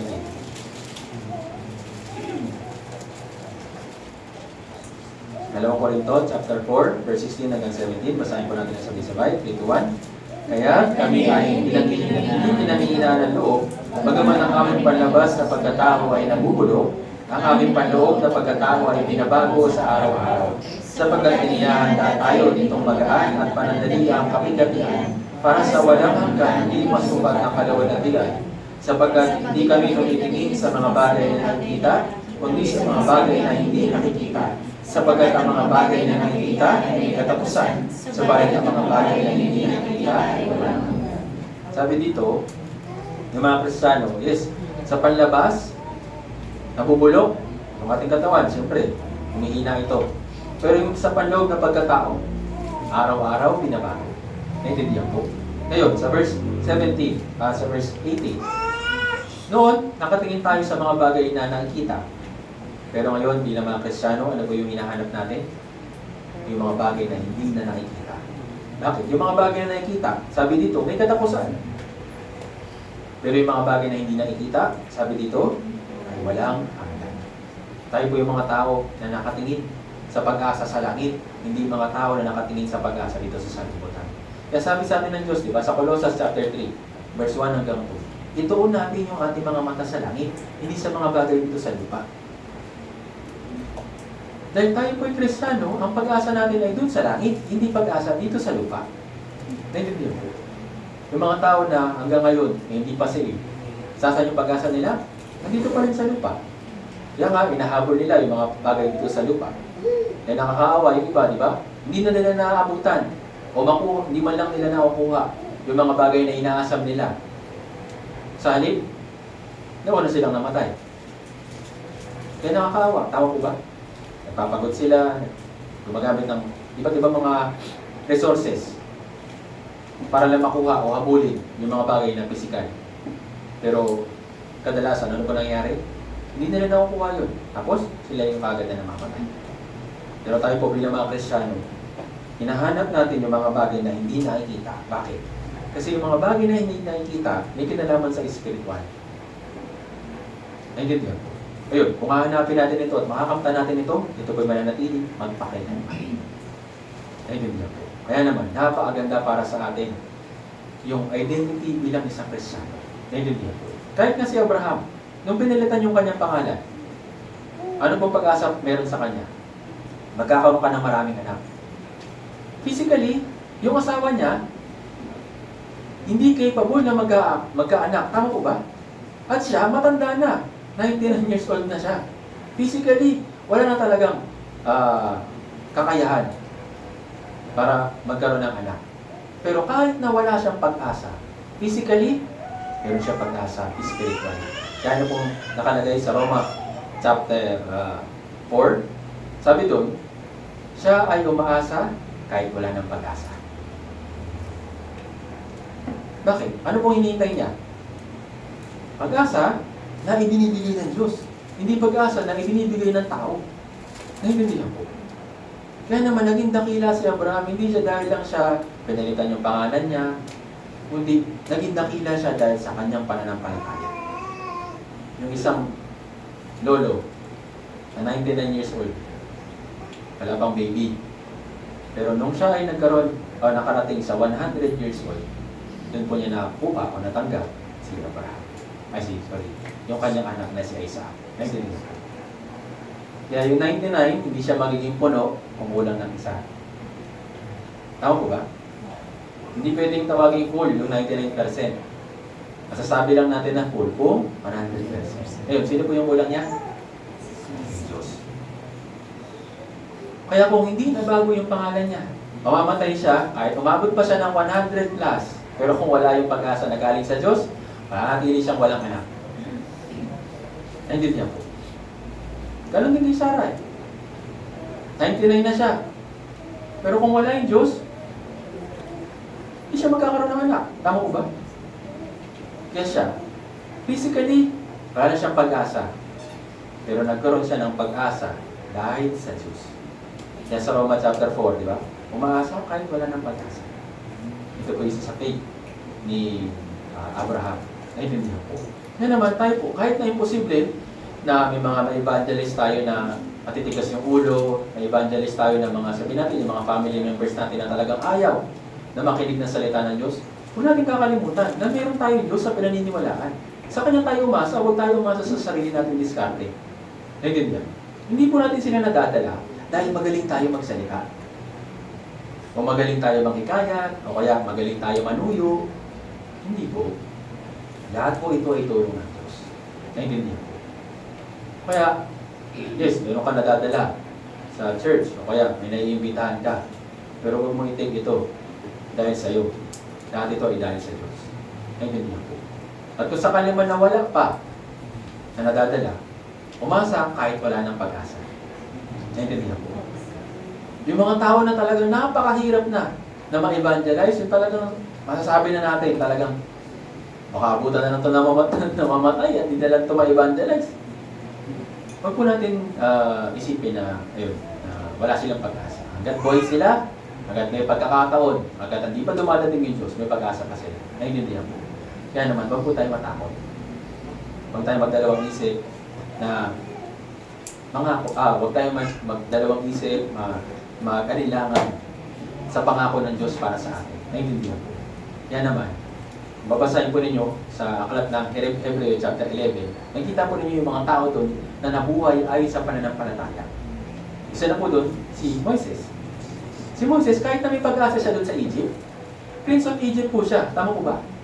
Pero ano pong itinuloy niya doon sa pag-asa sa Egypt? Wala. Bakit? Saan siya nakatingin? Ayun yun. Kaya naman, napakahalaga para sa atin na maunawaan na may mas mabuting bagay para sa atin. Yes, mabuti yung maganda, yung pamahid, yung mamahaling pamahid. Ito yung physical world. Pero yung mabuting pangalan nyo, yung mabuting identity sa harapan po ng Diyos, yes, napakahalaga po ito. Naintindihan po. Kaya, sa huli, ano po yung pinaka katangian or identity ng isang o pag-aakilala ng isang Kristiyano? Dahil kung nabanggit ko po kanina, naintindihan po. Tingnan po natin para ma-remind din po kayo. John chapter 13. John chapter 13, verse 34 to 35.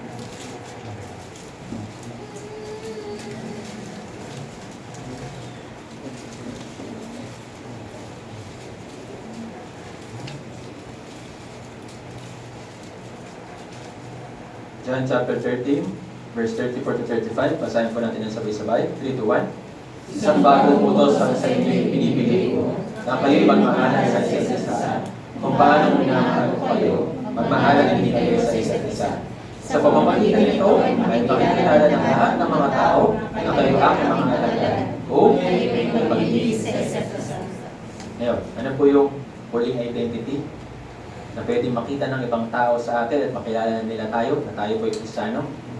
Pag-ibig. Hindi po ito makalaman na pag-ibig. Ito po yung pag-ibig na unang natanggap natin mula sa Diyos. Then, ina-express lang natin sa pamamagitan po ng evangelism, sa pamamagitan ng pag-aalaga, para sila naman ay masave. Naintindihan po. Sabi dito, sa pamamagitan nito, which is yung pag-ibig, makikilala ng lahat ng mga tao na kayo'y aking mga alagad kung kayo may pag-ibig sa isa't isa. Sa mga hindi ligtas, at ganoon din sa mga brothers and sisters, kung meron po tayong pag-ibig, yes, dito po tayo makikilala ng ibang tao. Hindi.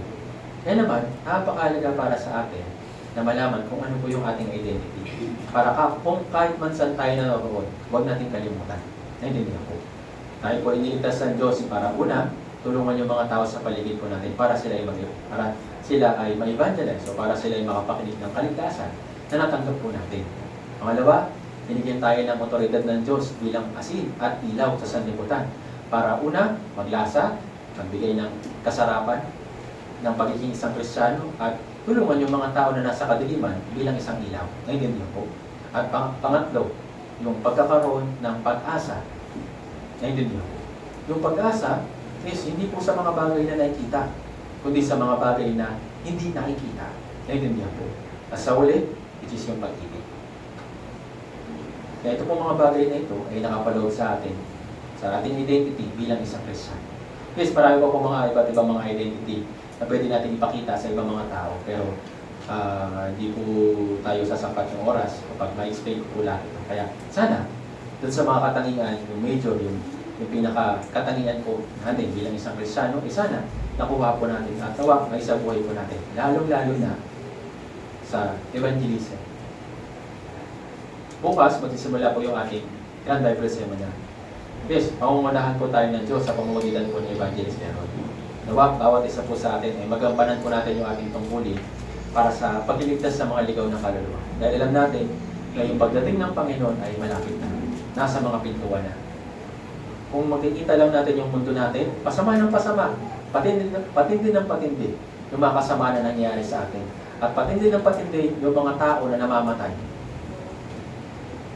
Siguro, kung makikita natin yung statistics ng mga tao na namatay last year, kaysa sa mga namatay ngayong taon, hindi pa tapos yung ano natin, yung 2026. Pero sunod-sunod na yung mga namamatay. Kaya hindi po pa-increase, hindi po pababa ng pababa yung mga namamatay sa panahon po natin ngayon. Marami po mga tao na naghihintay sa atin. At huwag lang sana sila naabutan ng kamatayan na hindi nila alam kung ano yung kunin na kaligtasan. Sana, magampanan po natin yung tungkulin natin bilang isang Kristiyano.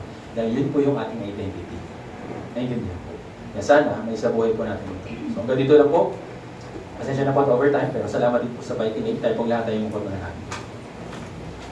Banal at mahabagin namin amang Diyos, nagpapasalamat po kami sa biyaya ng kaligtasan na pinaglalagay po para sa amin. Salamat po aming Ama, na patuloy po ninyo kami pinapaalalahanan kung paano po kami dapat mabuhay bilang inyong anak dito po sa mundong ito, bilang mga Kristiyano. Naway tulungan niyo po kami upang magampanan po ito at maabutan niyo po kami na ginagampanan yung tungkulin po na ito at nawa, huwag niyo po kami matagpuan na walang ginagawa. Aming Ama, hindi po namin ito makakaya na magawa na mag-isa. Kaya pakiusap, tulungan at gabayan niyo po yung bawat isa po sa amin. Nawa aming Ama, tulungan niyo rin po kami sa pag-akay ng mga ligaw ng kaluluwa na makabalik po sa iyo sa pamamagitan po ng Grand Bible Seminar na magsisimula po bukas. Pakiusap, tulungan niyo po si Evangelist Aaron sa paghahanda para makarating ng maayos at safe dito po sa Santa Rosa Church. At ganoon din po sa amin bilang mga brothers and sisters na may tulungan niyo po kami at gamitin niyo po yung aming paghahanda para sa pagliligtas sa mga ligaw ng kaluluwa ngayon. Tulungan niyo rin po yung mga Bible seminars na gaganapin. Magsisimula rin po bukas. Nawa marami po mga makapakinig na newcomers at nawa marami rin po brothers and sisters yung makadalaw sa mahalagang gawain po na ito.